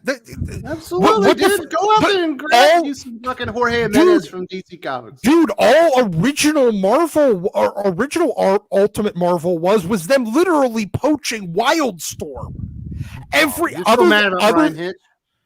Other than Bendis, every single creator that came on and Bendis and Bagley on Ultimate Spider-Man, almost all the other big creators that came in were poached from Wildstorm. Brubaker was poached from Wildstorm. Miller was poached from Wildstorm. Ellis was poached from Wildstorm. Hitch was poached from Wildstorm. There was another couple. There was a couple of artists that were poached from Wildstorm. So that was what it started as Joe Quesada poaching Jim Lee. Have Rob Liefeld come in and poach everyone else. Why the fuck not? Who is left to poach, Doc? That's kind of my question. Is like maybe they who get in Ryan the industry? Barrett, Dan Mora. They've worked together. They'd be great. But he could poach. He might be able to poach the fucking video game industry. Bring Canetti back on an ongoing. He's doing Arca Theta. Maybe Joe Mad. Well, Mad won't even come back for his own book. They just had Battle Chasers come out, and Doc hasn't even read it yet. I have. Man. Isn't that crazy? Oh, I mean, I think Rob is a fantastic mentor too. He may poach people, but I remember he had put out a list of creators that he had mentored and pulled into the comic book industry. And I think that that's one thing that he does really well is lead and mentor young creators. But at this point in time, I mean, what young creators do we see that in the next 5 years could potentially take over the industry? Because we need to start looking at creators that can potentially. The only one I can think of, Jim. Well, yeah, I don't know. It's tough to say. I mean, I definitely know Daniel Warren Johnson is putting the industry on his back right now. Mhm. Oh man, that guy's a national treasure at this point. Yeah, for real. We need to protect him at all costs. Protect him right now. Yes. So, Doc, are you on board for this new Ultimate Universe? Which I know you liked the last Ultimate Universe with Jonathan Hickman leading the way. No, because he's a terrible evaluator of talent, and he doesn't think beyond like all the bad consequences of whatever new concepts and things that he introduces. He never thinks about the unintended consequences of those things. Third and fourth order effects. What are the chances we get Tinny Howard on one of these books? I'd say about 90%. I'd say 100. I'd say 100. No. The only reason I'm only going with 90 is because I think she's mostly burned her bridges with Marvel right now, and she's overdoing it at DC. That's the only thing that might keep her off that book. If it wasn't for the fact that she's already kind of burned most of the bridges there, but if Hickman had any say in the matter, it would be 100%. Yeah. Well, once she burns down the Catwoman book and Harley Quinn, she'll just go back. Man, I want a Leah Williams written modern take on Wolverine. Like that's basically what I've been waiting for in my whole life, Doc. Don't we all? Exactly. Yeah. That's absolutely. It'll put Claremont and Miller to shame. But I do think the original story is going to be absolutely amazing. So you should do this. Ultimate Invasion, you should read it, even though it's $9 a comic book.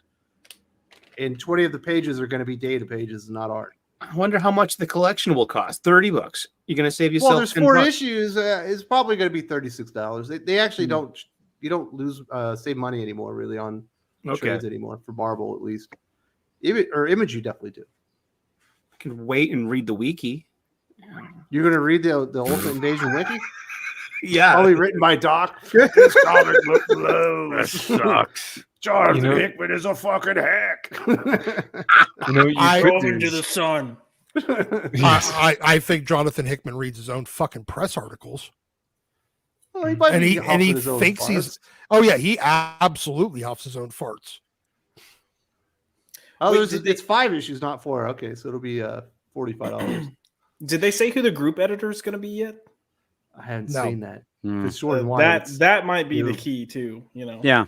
There's a lot of things. I mean, there's a lot of things that'll have to be announced before you. Nick Lowe isn't exactly blowing up Spider-Man now either. It's not like they have like a bunch of great. Oh, he's blowing it up. Yeah, you know what I meant. I meant in a good way. No.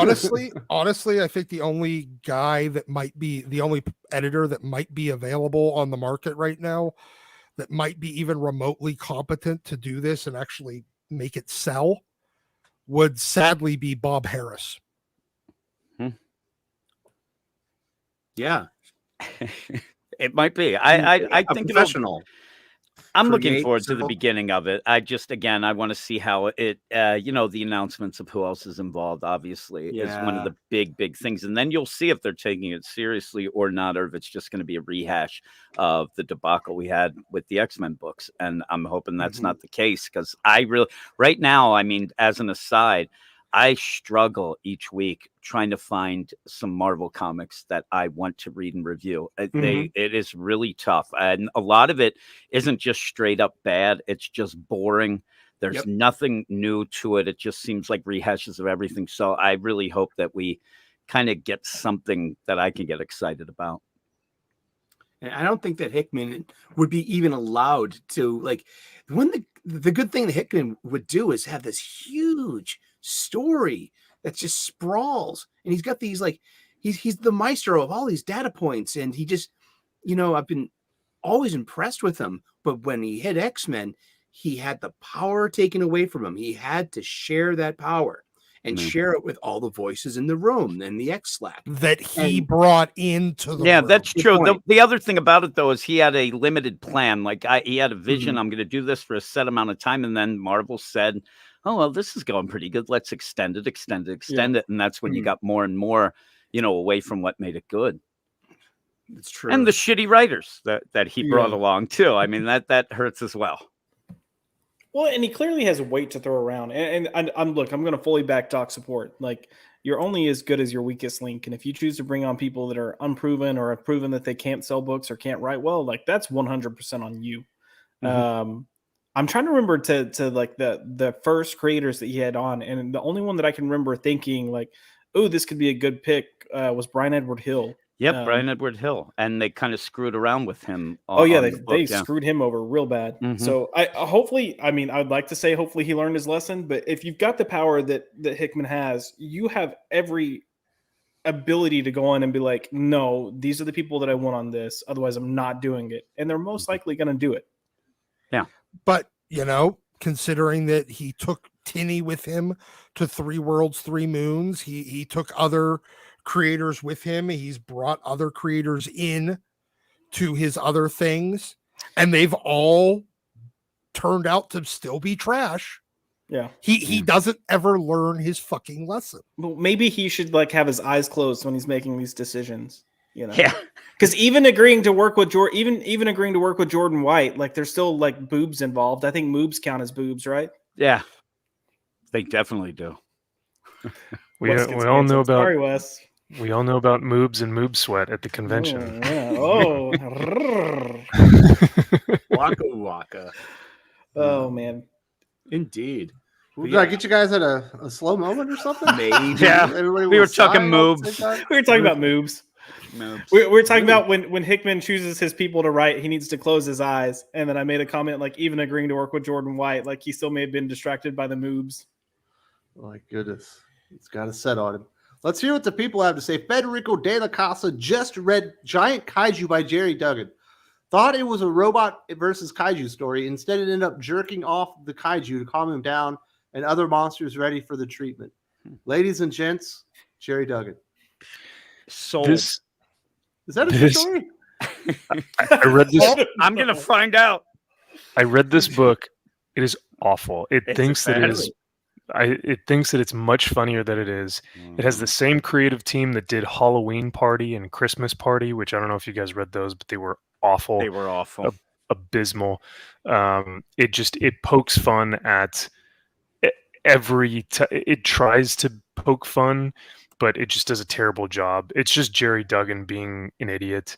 I'm sorry. But yeah, Has Jerry Duggan written anything in the past 4 years that did not involve fucking kaijus? What are you talking about? Savage Sword of Conan had no kaiju, I don't believe. Okay, all right. Every issue was fucking X-Men did. Savage Avengers definitely had kaiju. Yeah. Okay, so he still did kaiju. Yeah, but they didn't jerk off the kaiju. Maybe it's something that Marvel actually turned down, and he's like, "That's such a money idea. I got to make a book about it." It's gross. It's like they have to basically the giant whatever You're they call it. describe this, aren't you? He just wants to fuck the city. That's the story, and it's disgusting. So That's a comic strip, not a comic book. No, that's just horrible. Yeah, it's like it's a meme. It's not well, I'm sorry you wasted your money. If you'd been listening to Doc and I here on the channel, you wouldn't have just jumped in feet first on a Jerry Duggan book, even if you thought it was a robot fighting a kaiju, which is a good concept and certainly has worked over the years. Jerking off kaiju. Only fucking Jerry Duggan. My goodness. Comment set says, I want Hickman to continue the continuity of Earth 1610. With the X-Men died in the Ultimatum, stays dead. Also, Hickman learned from mistakes from the X-Men Menditors. Yeah. Everything that bad happened with the X-Men. Well, the Earth 1610 is dead, right, Doc? Yeah. 1610, they never actually make that clear in Ultimate End. They take a couple of, they took Blonde Vereen and Miles to the 616 during Ultimate End during Secret War, but they never quite make it clear. And obviously the Maker as well, but we know that they were cut off from their universe, and it looked like the universe was going to die, but it was like off panel. So, But we do know we're not probably going to get this Earth 1610 that you like. I'm sorry, Common Sense. no. They're basically reestablishing the universe using the Maker as the Deus Ex Machina and want to reestablish it. Something goes terribly wrong. Something is reestablished, but it isn't what it was before. And yes, they are going to have the X-Men because that's their second marquee title after Spider-Man. There's no doubt about it. So I'm sorry, buddy. It's not going to be a continuation. It's going to be something brand new. Something new, yeah. Yeah. General Ballsack, we need wheelchair cap. Oh, I agree. Only if T. Franklin writes.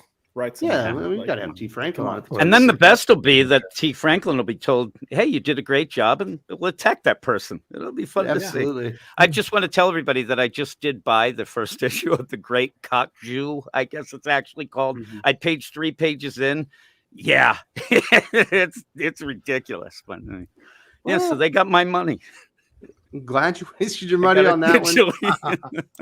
The T. Franklin Twitter experience is the funniest thing I've ever seen in my life. Great. I almost started a segment this week at T. Franklin where we just go over all the stuff where somebody tries to go out there and tries to be nice to her and agree with her, and she yells at them anyway. Don't you ever call me a content creator, motherfucker? I love it. People will say, "Hey, you did really good with that character. I hope we see more." And the response will be, "You don't write my comic. I do, you asshole." And then block. It is unbelievable. I just can't wait for her to decide that she's a co-creator on, Miles Morales. Oh yeah. That that's fucking coming. Aren't we all co-creators of all these characters at this point? Aren't we co-creators of life? Yes, right. I will say. Next thing you know, Doc's gonna be in court saying he's the co-creator of the channel. Yeah. In terms of wheelchair cap, I actually did see the Cap of the Railways cosplay. 2 of them this past weekend. They had the overalls with like the ripped shirt and the trash can lid is the Captain America shield, and the little. It was So they made. I would have got a picture with the person and put it on the channel. Oh no! You know what we saw more of, and Drew, Max, and I had a full conversation about this because I do not get it. I cannot tell you how many men I saw dressed up as female characters. Like not great. Like there's even a dude. There's even a dude sporting the like 80s Huntress get up, and that's all I'm gonna say. Like it wasn't pleasant. We must have a lot of moose knuckle in that one, huh? Their whole buddy.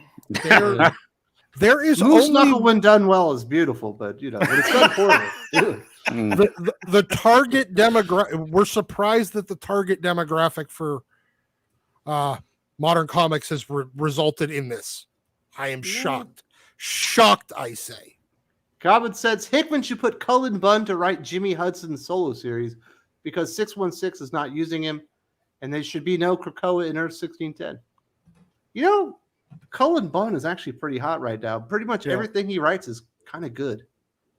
But I think it's because he's not working at Marvel. Well, he already took the one Jerry Duggan.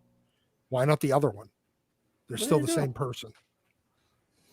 Common Sense says Kirkman. So Elliot Boggs has restored Earth to 1610.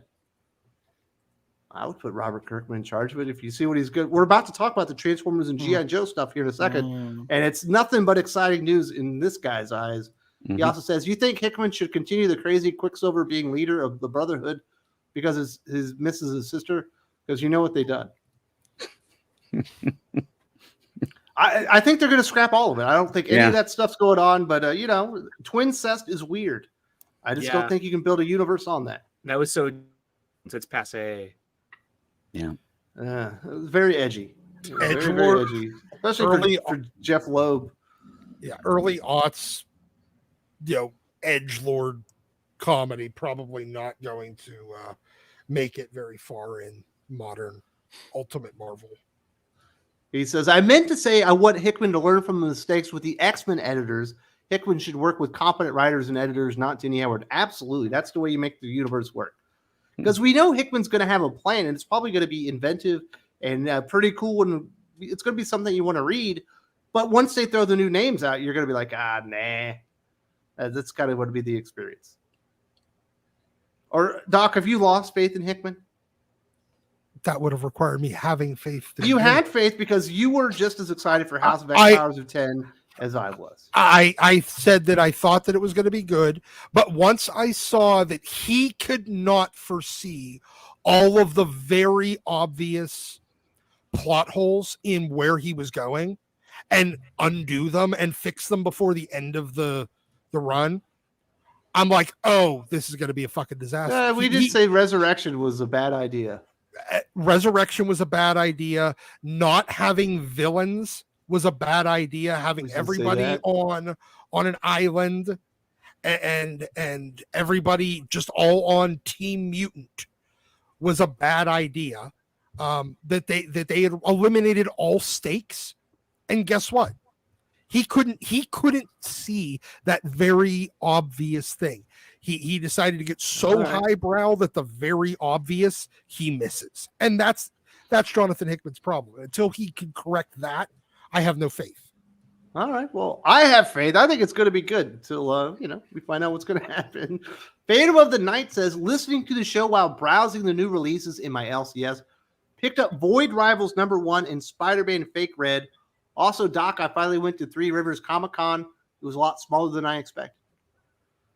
I'm going to say this. We're about to talk about something on the channel, and if you have not read Void Rivals #1, Phantom of the Night, I think you should stop watching the show because we are going to spoil some stuff that you're probably going to get really excited about, although you might be picking up the book because you already know about the spoilers. I'm just putting that out there. Doc, what do you think about Three Rivers Comic-Con? It is a smaller con. It's been growing every year, and but unlike all the other shows around here, it actually focuses primarily on comics. All the rest of them are essentially geek flea markets. This is an actual comic book show, whether it's smaller or not. It's a smaller-ish show, but it is primarily focused on comic books, which makes it an improvement upon every other show since Pittsburgh Comic Con, aka MurderCon, ended. Very nice. MurderCon because you murdered somebody? No, I'm going with that. No, because the guy that owned it did. Oh, well, there you go. Very nice. Well, Phantom of the Night apparently has already read Void Rivals, so we can talk about this, and we are going to spoil some stuff. If you're a fan of the Hasbro stuff, you're not going to want to hear this if you haven't read Void Rivals and you plan on, but we are not going to skip this. We have to talk about it. Image Comics have finally come out and confirmed they are doing Transformers G.I. Joe under Skybound. We got Robert, oh my goodness, how did I forget his name? Kirkman is going to be the head of this, doing the Jonathan Hickman stuff with Ultimate, but with Transformers and G.I. Joe. It's going to be called the Cybertron Universe. And we got the first peek of a Transformer in Void Rivals #1 for about 3 pages there, Jim.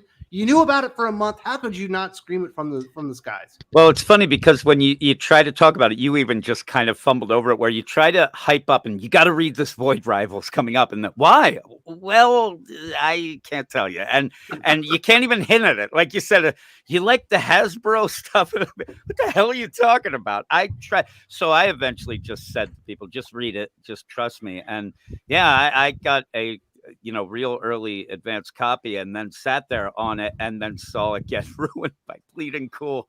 And it's a shame because it's such a shock, and you don't get shocks like that anymore in this day and age. And I was pumped, and I'm not exactly like, here's the thing. I can't say I'm a huge Transformer comic fan because of the idea. I'm just saying because it's been shitty. So I'm excited. I'll cut it there.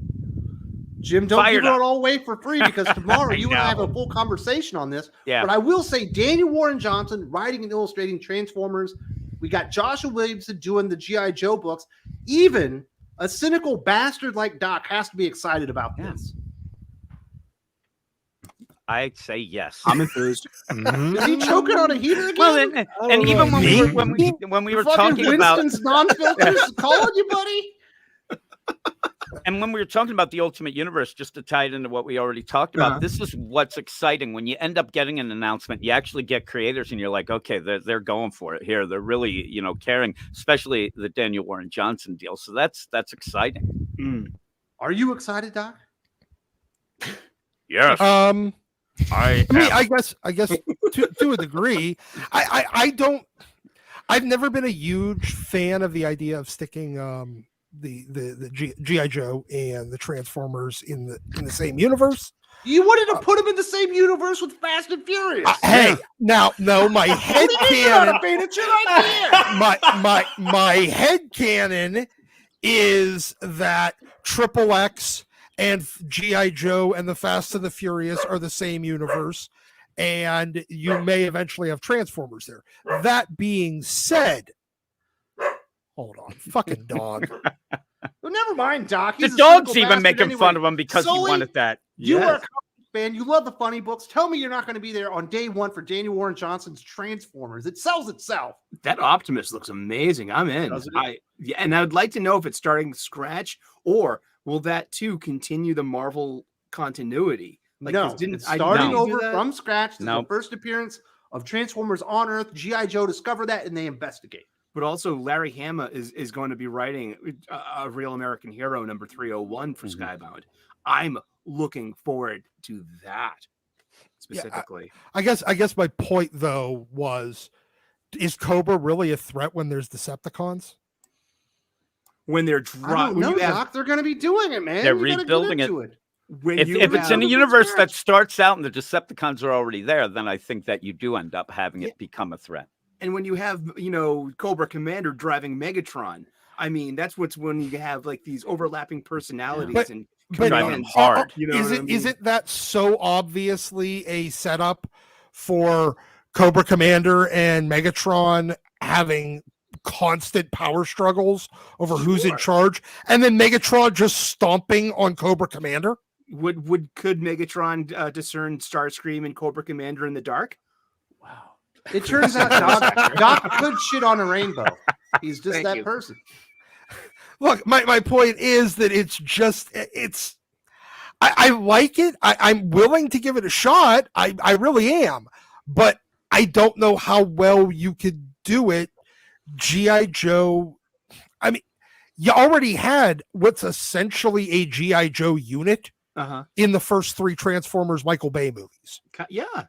That's- Who gives a shit about those bad movies? We're talking about comic books. It doesn't. You're damn it, missing my Doc. fucking I point. will- This I'll is the give- greatest thing to happen in comics in 2 years, man. What are I'm you going to doing give me? Doc some credit because I've had some other people say that they are a little wary of combining them, but I'm You're all also for it. cynical I'm all bastard. for It's it. going to be Yeah. awful. It's going to, Oh, you're going to end up having Joe's driving Autobots, Cobra's driving Driving them Decepticons. hard. They're right? going to end up. What are being you like, going to be upset when you see Duke on fucking Grimlock on a cover of a comic book? That's I'm not gonna going to be- be upset. I'm going to want to read it. Yeah. or Duke piloting Grimlock as a Gundam? I can see all this, and then forming Megazords like Power Rangers, like Devastator. If you know what I mean, stuff like that. That's going to happen.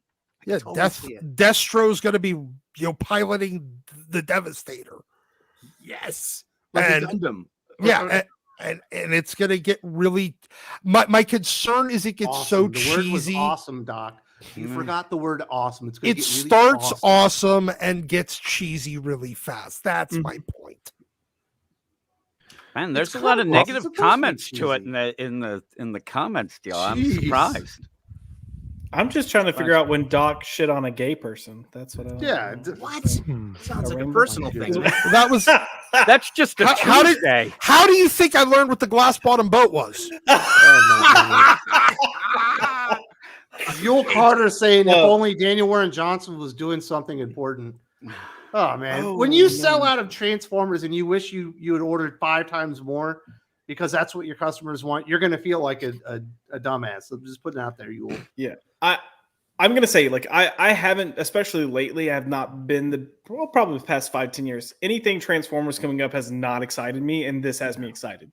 And then the fact that Daniel Warren Johnson said there's gonna be some power bombs, I was like, oh my god, bring it on. Yeah. So, anyways, but Optimus Prime power bombing, a Decepticon, I can deal with it. Did Yeah. anyone I'm see the mashup toy of it's Megatron, tank version Megatron, and he transforms into a Cobra Hiss tank, and it comes with a Baroness as its pilot, you know what I mean, or its driver, and that's like It a sells really itself. fun toy.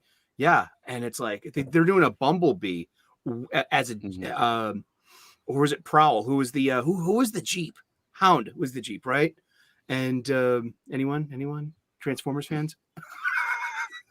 But the Army Jeep, and that's going to be like that. That's another, it's the GI Joe version, but it's out there. It's already out there. MVP, are you excited about this? Are you at least a comic book fan? I feel like I'm surrounded just by a bunch of a-holes. Dude, I could not be more excited about this. Like, Exactly. I know. So here's the thing, though.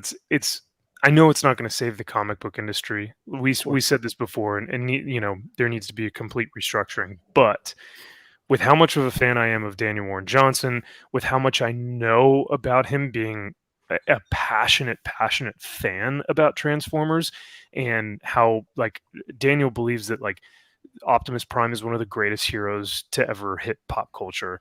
So he's going to do the character right. He draws them beautifully. He's done tons of commissions for Transformers before that look amazing. He just did one like a Soundwave or a Soundscream, something like that, pretty recently. It's at Soundwave and it's HeroesCon. Starscream. Mm-hmm. Yes, sorry. Soundwave is excuse the me. Ghetto Blaster. Starscream is the Jet. So it was Soundwave then, yeah. He Yeah. just did a commission at HeroesCon. The dude knows what he's doing, and I though I've never really read Transformers books in the past, you bet your ass I'm calling it right now. I think this will probably be the book of the year with his art, Mike Spicer, I believe, on colors, and him writing it. There's nothing better right now. This could be a total game He changer. followed up Beta Ray Bill with Do a Powerbomb. Mm-hmm. He's had nothing but hits. Top 5 books we've had in 2 years. Oh, easily. And even his he did a short story in one of those Superman anthologies, Mhm. and those Superman Absolutely. anthologies The very are first one, Red, White, and Blue, was the best one. yeah. Yeah. And yet all those short stories are impossible to get through. But then you get to that 8-page Daniel Warren Johnson story, and it's perfection. So even when he's on these little projects like that, he just crushes it, man. The dude is just he's really a diamond in the rough in this industry, and I'm really thankful that he's going to be doing something that he's so passionate about. Yul Carter's called him Daniel Warren Johnson a mark. Yul Carter's the biggest mark in the world. Did you hear him go off on Spider-Man last week? He's complete John Romita Sr. mark. My goodness. As he should be. Obviously, John Romita Sr. is a great artist. We did lose him this week. That was awful. Yeah. What do you think about that, Doc? Is he the #1 Spider-Man comic artist of all time? John Romita Sr.? Yes. I'm really actually torn between him and his son. I legitimately am. I mean, I'd say, you know what? No, I got to go with John Romita. Exactly.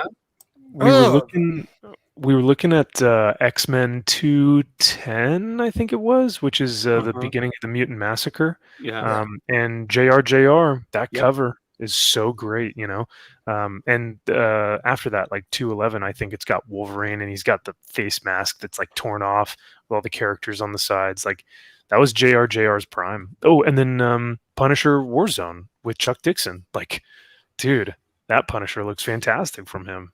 It's tough to say. John Romita Jr. is John Romita Jr. and Sr. Todd, Larson, and Bagley are the top 5. I put Ditko at number 6. Man, you don't say that stuff like you'll be yelling at you right now. I was gonna say, I'm waiting for Yule in the chat right now. Here we go. He's having for like 3 minutes straight for saying Bagley was the best Spider-Man artist ever. I put Bagley number 5. There you go. And I put him one step above Ditko. But John Romita Sr. obviously was a huge loss. Obviously, terrible timing this week. We're just losing all of our Silver Age greats there, Doc. Oh yeah, absolutely, and it's sad. I saw like an article the other day about Barry Windsor Smith, like having some fucking health episode, and the way that it started out was like, I regret to inform you, Barry Windsor Smith. I'm like, oh fuck, but it turns out he's okay. My goodness. Because that would have been horribly sad. I mean, is he really that much of a young man though? I mean, he's in his probably 70s. No way. He's in the 60s. Ramita? Isn't he? No, No, Barry Windsor Smith. Oh, ooh, that's a good question. Yeah, I mean, there he you go. was on Conan, what, the late 70s? Fuck. I think He is I think 74 early years old. 70s. Yeah, Oh, okay. yeah, he's in his 70s, so he's not 74. exactly a young man. Oh, my goodness. He is not a young man. I thought he was in his 60s. But people make it to like 90 years old all the time now. Oh, yeah, no, I'm not saying, but that's why, but hell, we just had people in their fucking 40s and 50s go. Like That used to be the norm, Doc, when we were younger. It's I not really understand the norm that. I understand that, but there's, I mean, a lot of 40s and 50s comic book creators have Yeah. recently gone. You know what's crazy, So- Doc? When I was my age, like 45 years old, my grandparents were this age when I was born, essentially. Mhm. I know. And when I was born, neither of them had teeth. They were on dentures and stuff like that. It was a different time. They went through the Great Depression. I'm sorry. Yeah. Those were actually hard people. They knew what a hard day was like. They could have said the world broke them, and I would have believed them. All of these pussies in the comic books talking about comics broke them. My goodness. Let's talk about something good. Let's talk about Image Transformers, G.I. Joe. What do you think about Josh Williamson? Obviously, he's written for Batman, done lots of DC work in the past. Josh, you are the Batman aficionado himself. Do you think he's a good pick for G.I. Joe and doing the Duke book and the Cobra Commander book? I'm historically not the biggest Joshua Williamson fan because I don't feel like he can land a project, but I also think he's spread way too thin right now. So I think he's a name that's going to bring attention. I think it's going to start well, and then where it goes from there, we'll have to see.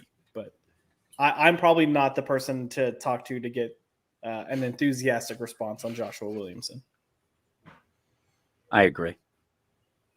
His Flash You're the was worst pretty good person. until Flash War and then Flash Quest both suck ass. Josh is right though. He Okay. he can't end an arc. He can't end Yeah. a story. He's awful with it. Things just kind of get forced into a place and then he's done. kind of magnified in the events that he writes that are so Yeah. bad. Yeah. There you go. Now that But being this will said, be something new. Maybe I'm not excited. Maybe you guys ruined me for No. I like Williamson as a person, and I think he's a good hype man, and I think he's going to do a lot of good in that respect for this. So this. Man, Jim disagrees with you wholeheartedly. He doesn't like me. I said that he's kind of a. You nice said he enough was a guy. complete bitch just yesterday. Well, you told me not to sell it for free here, so you have to wait for that. What's not the video? I know. Yeah, he doesn't really like me, so not a lot of people do though. So I won't hold him against that. But I do think likes that you. he's a decent enough He's gonna writer. be doing a lot of kind of that projects. He's still doing mid-deal. Green Arrow. Yeah, a lot of He's things. He doing, has Batman and Robin Superman, coming out in September Batman and too. There's a lot of Robin. stuff coming out, and I don't know if you want to spread him thin, but maybe you would want to. I don't know. Joe won't move 10,000 copies. Well, probably not. I mean, Joe has a hardcore audience, but it is smaller. But I think Transformers is going to break out. But I was excited about it. But these guys absolutely pissed in my Cheerios. But Yeah. that's what happens when you're friends with Doc. Oh, And apparently Sully. I can't believe Sully wasn't on board for this. What? hey, that Wes, You got to that read needs, Beta Ray Bill, man. Wes, that needs to be your next shirt: shitting on rainbows and pissing in Cheerios. Yeah, it's the Aw. Doc Yeah, method. exactly.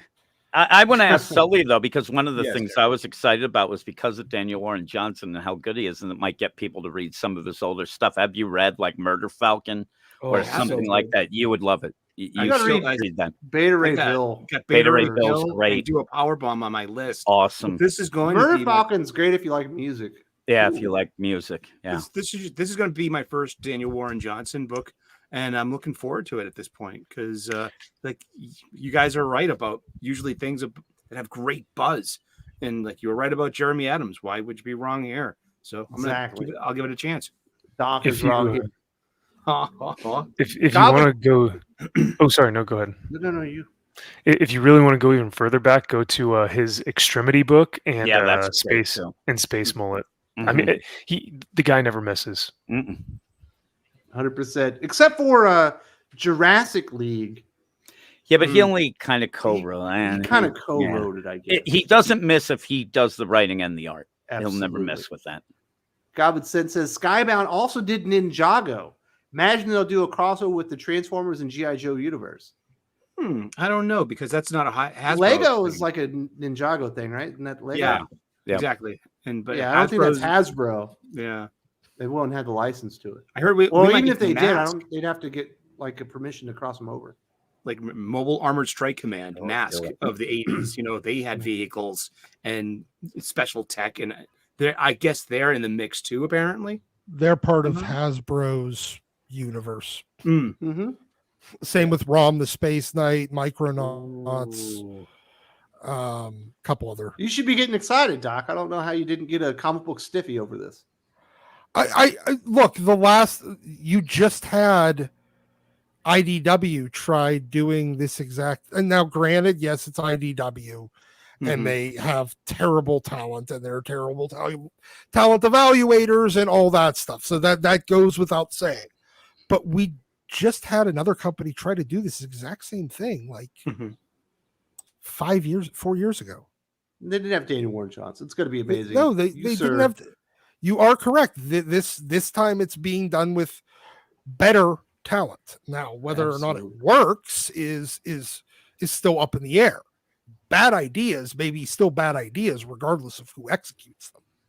Frank Zanka says, "Hey guys, happy Saturday. I haven't collected GI Joe comics in years. Gonna try this. Never been a good GI Joe movie ever. I hope we can get one." Yeah. Man, Look, and Larry G.I. Hama Joe movies going are back on awful. GI Joe. I mean, I just saw Snake an Eyes are article just last. how the worst. The what? How was Snake Eyes your worst GI Joe movie? It'd be too many chefs. They tinkered with it. That was Quick Kick's origin. You know what I mean? That wasn't Snake Eyes' movie. That was the Quick Kick movie. That was Man, if they actually get Daniel Warren Johnson to do a Snake Eyes miniseries, I'm going to lose it. that was Something. more of a what the fuck's his name? The White Ninja Tim. Storm Shadow. It should have been a Storm Shadow movie. Mm. The character, there was a guy that was Storm Shadow in this movie, but the character that the main guy, the Asian dude from Crazy Rich Asians, the star of it, Mhm. was actually having an origin for was Storm Shadow. That would have There been you go. better. I think you are making a very sound choice, Frank. This is going to be a comic book worth reading. I would prefer, if I could only get one, it would be Transformers, but I'm definitely going to check out the Duke and Cobra Commander books as well. Mhm. Hopefully, Yeah, there's I think something that very one good of the with it. cool things when he mentioned the power bomb deal, we'll be able to see who the X-Pac of the Transformers universe is. So just to tie it back to there, I think that'd be fun. It's Shia LaBeouf. Everyone knows that. Yes, it is. My goodness. Whoever thought that could be a guy could be a movie star. All right, I think we're done with this. I got to get me some chicken nugget before I talk to Drew about the best comic books Chicken nuggets. and whether or not he cupped the ass of MVP or Josh on here. Let's talk about some comic book recommendations and wind this bad boy down. MVP, you're a god of men. You're still in shape. You're working on your masters, I believe, now. Do you have time for comic books and recommendations this week? I do. Yeah, so the one that I would recommend right now that's a current book, and surprisingly, it's actually from Marvel, is David Michelini's Venom Lethal Protector 2. The art is stunning. Fareed Karami, I believe his name is. Yeah, is just crushing it on the art. I'm very, very impressed with his work. And David Michelini is still got it, which is why I love these older creators coming onto these newer books. But yeah, he's doing a great job. It's unfortunate that it's only a 5-issue mini, but yeah, I'm really digging that book. As far as back issues go, I've been really digging the John Buscema Conan stuff. So I've been reading some Savage Sword of Conan and also Conan from like the Marvel years, early 70s. So but that's no what Mark I Silvestri recommend. Wolverine? Oh, I see. That's the thing is I recommend that every week. So I got. Oh, I thought you wanted to show off the things to Doc. Yeah, I guess you got some autographs. I don't want to hold up the stream, but yeah, I mean, Wolverine issue 48 and 50, just because these are like my first books I ever had as a kid. The classic X-Men 251, which is the Wolverine on the cross. X-Men 234, Brood. Batman Joker Deadly Duo, and Aphrodite 9, which is one of the variants he did. Darkness number 1 and Witchblade number 10. And Aphrodite then, 9, is that the Brian Hill book? He that did was the Aphrodite David 5, but That's okay. He did the sequel. Yeah. Okay. one of the And then sequels. Yes. lastly, X-Men 222, Wolverine and Sabretooth. So just some classic issues, and yeah, Mark is the man. So I will always recommend those. Absolutely. Who else we got here to talk about some comic books? Sully, Yes. are you making soup this week, or are you reading comic books? I'm reading comic books this week. I'm on staycation. I'm off very nice. work. I'm on a summer break. I work at a university, and I'm on. Yeah, I'm taking the break for the summertime. So I've got my ubiquitous flat bag full of funny books. I've got 5 funny books I bought this week. Spider-Man India from Maarvel Comics. Kind of a miss. Very flat story. I mean, Scott Hanna does the inks on this, and that's what makes the art actually stand out a bit. So the art actually looks a bit familiar to the trained Spider-Man eye because of Scott Hanna's inks, in my humble opinion. But overall, a miss. I'm glad I took a chance. But yeah, that's about it there. I got Mad Cave, Don't Spit in the Wind, number 3 of 4. This is post-apocalyptic echo tale, but not in a preachy way. And it looks very like Euro too. I like the art in here a lot. This has been pretty fun, and it's on Mad Cave. Does anyone jerk off a kaiju in that one? No, nobody's jerking off a kaiju in that one. Not sold. Now here's one I got inspired from Yule Carter's channel on Fantastic Comics. He showed this one. It's called The Sickness, Chapter 1, and this is on Uncivilized Books for $6. It's like a Stephen King horror story, but this is the opposite of digital art. This is black and white pencils, hatchings, cross hatchings, effort, art, and it looks great. I had to read it a few times to wrap my head around this story, and it's confusing as hell heck, but still, I love the art, and I should be back for issue 2. Clobberin' Time, number 4 of 5. This is fun. If you're missing out on this for any outrage reasons, there is no outrage over this. That was actually a pretty funny thing back in issue 2. So please check it out. It's great art, command of character voices, and it's team ups with Thing. I saved this for last, and this is Green Lantern number 2 by Jeremy Adams. This is pretty fun, and looking forward to more. I am taking off for Night Terrors. I'm not nibbling. This basically says in the last page, this will continue in September, and that's about it. So yeah, those are my picks this week. And thank you so much for having me on, Wes. Very nice. Who else we got here? Josh, are you reading any comic books? Got anything to recommend? I am. I'm going to second Green Lantern real quick. And I'm also going to say, what a way to kill the momentum of a book is, put it on hiatus just after 2 issues. So that sucks it's just Jeremy Adams getting screwed over again. I also picked up, what else did I pick up this week? Moon Knight was decent. I'd say I've been enjoying it for the most part. And then I picked up some indies. So I picked up Something Epic. I have not read it yet, but I've heard good things. I've got the 1st and 2nd issue that I need to read. And then Click, Click, Boom, I heard some decent stuff about. So I'm going to read it as well and see how it goes. But yeah, that's pretty much it. Very nice. Next, we got Jim from Weird Science. You are the outlaw of the comic book review sites. You've been blacklisted, abused, but you still got the YouTube channel going. Are you recommending Giant Kaiju from Jimmy Duggan?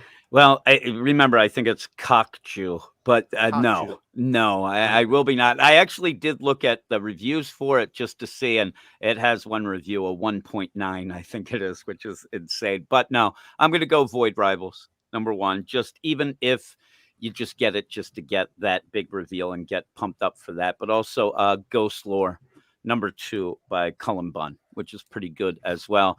I'm not going to, I'll third the Green Lantern, though I had a little bit of a problem, but I think most of the problems with that, Jeremy Adams is trying to have fun, but what the hell can you do in 2 issues before you end up having to shut down for 2 months? So he actually takes a really bad situation and tries to have fun with it, and that's kind of what he does. So I'll go with that as well, but kind of a down week. Not a lot of books from DC, so those will be my 3 recommendations then. Very nice. I just got good word back. Eric July was a maybe for this show. Obviously, he wasn't able to make it. but he says pencil him in for next week. So he should be on the next issue of the Comics Aficionados live right here next Saturday. That should be a whole lot of fun. Very excited for that. And definitely really enjoyed my time talking to Eric, obviously on the interview that was up on the channel yesterday. Doc, can you crap on that? No, not particularly. No, I'm not going to crap on it. But instead, I will show you here. Read Wildcats. this. This is good Wildcats. While you will get to watch our review Monday for Wildcats number 8 by Matthew Rosenberg. It is not loved nor hated. This, however, is loved. Scott Lobdell writing, Travis Charest art. It's fucking awesome. So go back and read Wildcats Volume 2. And then when you're done, read Wildcats version 3.0. And then I did some back issue shopping. I would have shown these off last week, but fuck it. Nice. I wasn't here. Finished off my Wolverine miniseries. For whatever reason, I realized I did not have number 4. So I solved that problem. Then we get into some of the, which one is this? This is 65. This is Uncanny X-Men 65. It was one of the last, I think it was the second to last new story before X-Men became a reprint book for like 2.5, almost 3 years before Giant Sized X-Men number 1.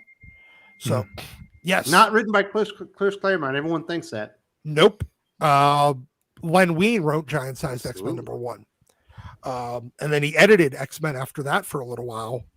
And Chris Claremont took over writing. I think this is Neil Adams on Uncanny X-Men. I think he was the last artist and before the run ended. Then we will go reprint era. What's this? 84. I don't remember what it's a reprint of, but these reprint books are fucking hard to find in good shape. The between 67 and 93, all reprints. So I picked up. Then I got a big boy book. That's the big one. Yeah. Mm-hmm. I picked up a new big boy book. This is one of my last 2 books that I need to finish my 1 through 66. Yep. X-Men Are number you going to 3. get that one sent to CGC, or are you going to get slabbed? No, I'm not slabbing this. Honestly, this was, in my opinion, not high enough grade, but it is still a very, very, very nice looking book. It's a very desirable book. Presents very well. It is a desirable book. Oddly enough, issue 3, fucking hard to find. You rarely see these in the wild. You could see 1s and 2s and 4s and 5s. I don't see a lot of issue 3 in the wild. It's the best one. First appearance of the Blob. Mm-hmm. And for all of us fat guy comic fans, that's our hero. Representation. Yeah, Yes. you feel seen. Yes, we feel seen. So yeah, go. X-Men 3 is dope. This is a nice presenting copy. I'm happy with it. So yeah, I only start recommending things after I've already bought them, and I don't have to compete with you fuckers on the market for it anymore. All right, Doc. What's the last book that you have to pick up for your 1 through 66? 9. All right. So if you have Uncanny X-Men number 9, Oh, no. I'm I'm sorry. I need 4 and 9. Sorry, you have 2. I left. 4 and I 9. have 2. My mistake. 4 is the one that I should have picked up a couple of years ago, and it's kind of killing me that now that you're in the MCU world, that book is somehow almost as expensive as X-Men 1. Well, there you go, folks. If you have an issue of 4 or 9 and you want to sell them at a decent price, reach out to Doc because he's only got 2 more to go, and then he's got a full collection of 1 through 66. I want to say thank you very much to everybody for joining us today. Had a lot of fun. Eric July should be here with us next week for the live stream. That'll be a great time talking comic books. Enjoy your weekend. Happy Father's Day to all the dads out there, and Happy Father's Day. we should have a good time. Indeed. I'm going to go to the pool with the boys, and we're going to go swimming, so it should be fun. Nice. Peace, everybody. See him. See ya. Get out.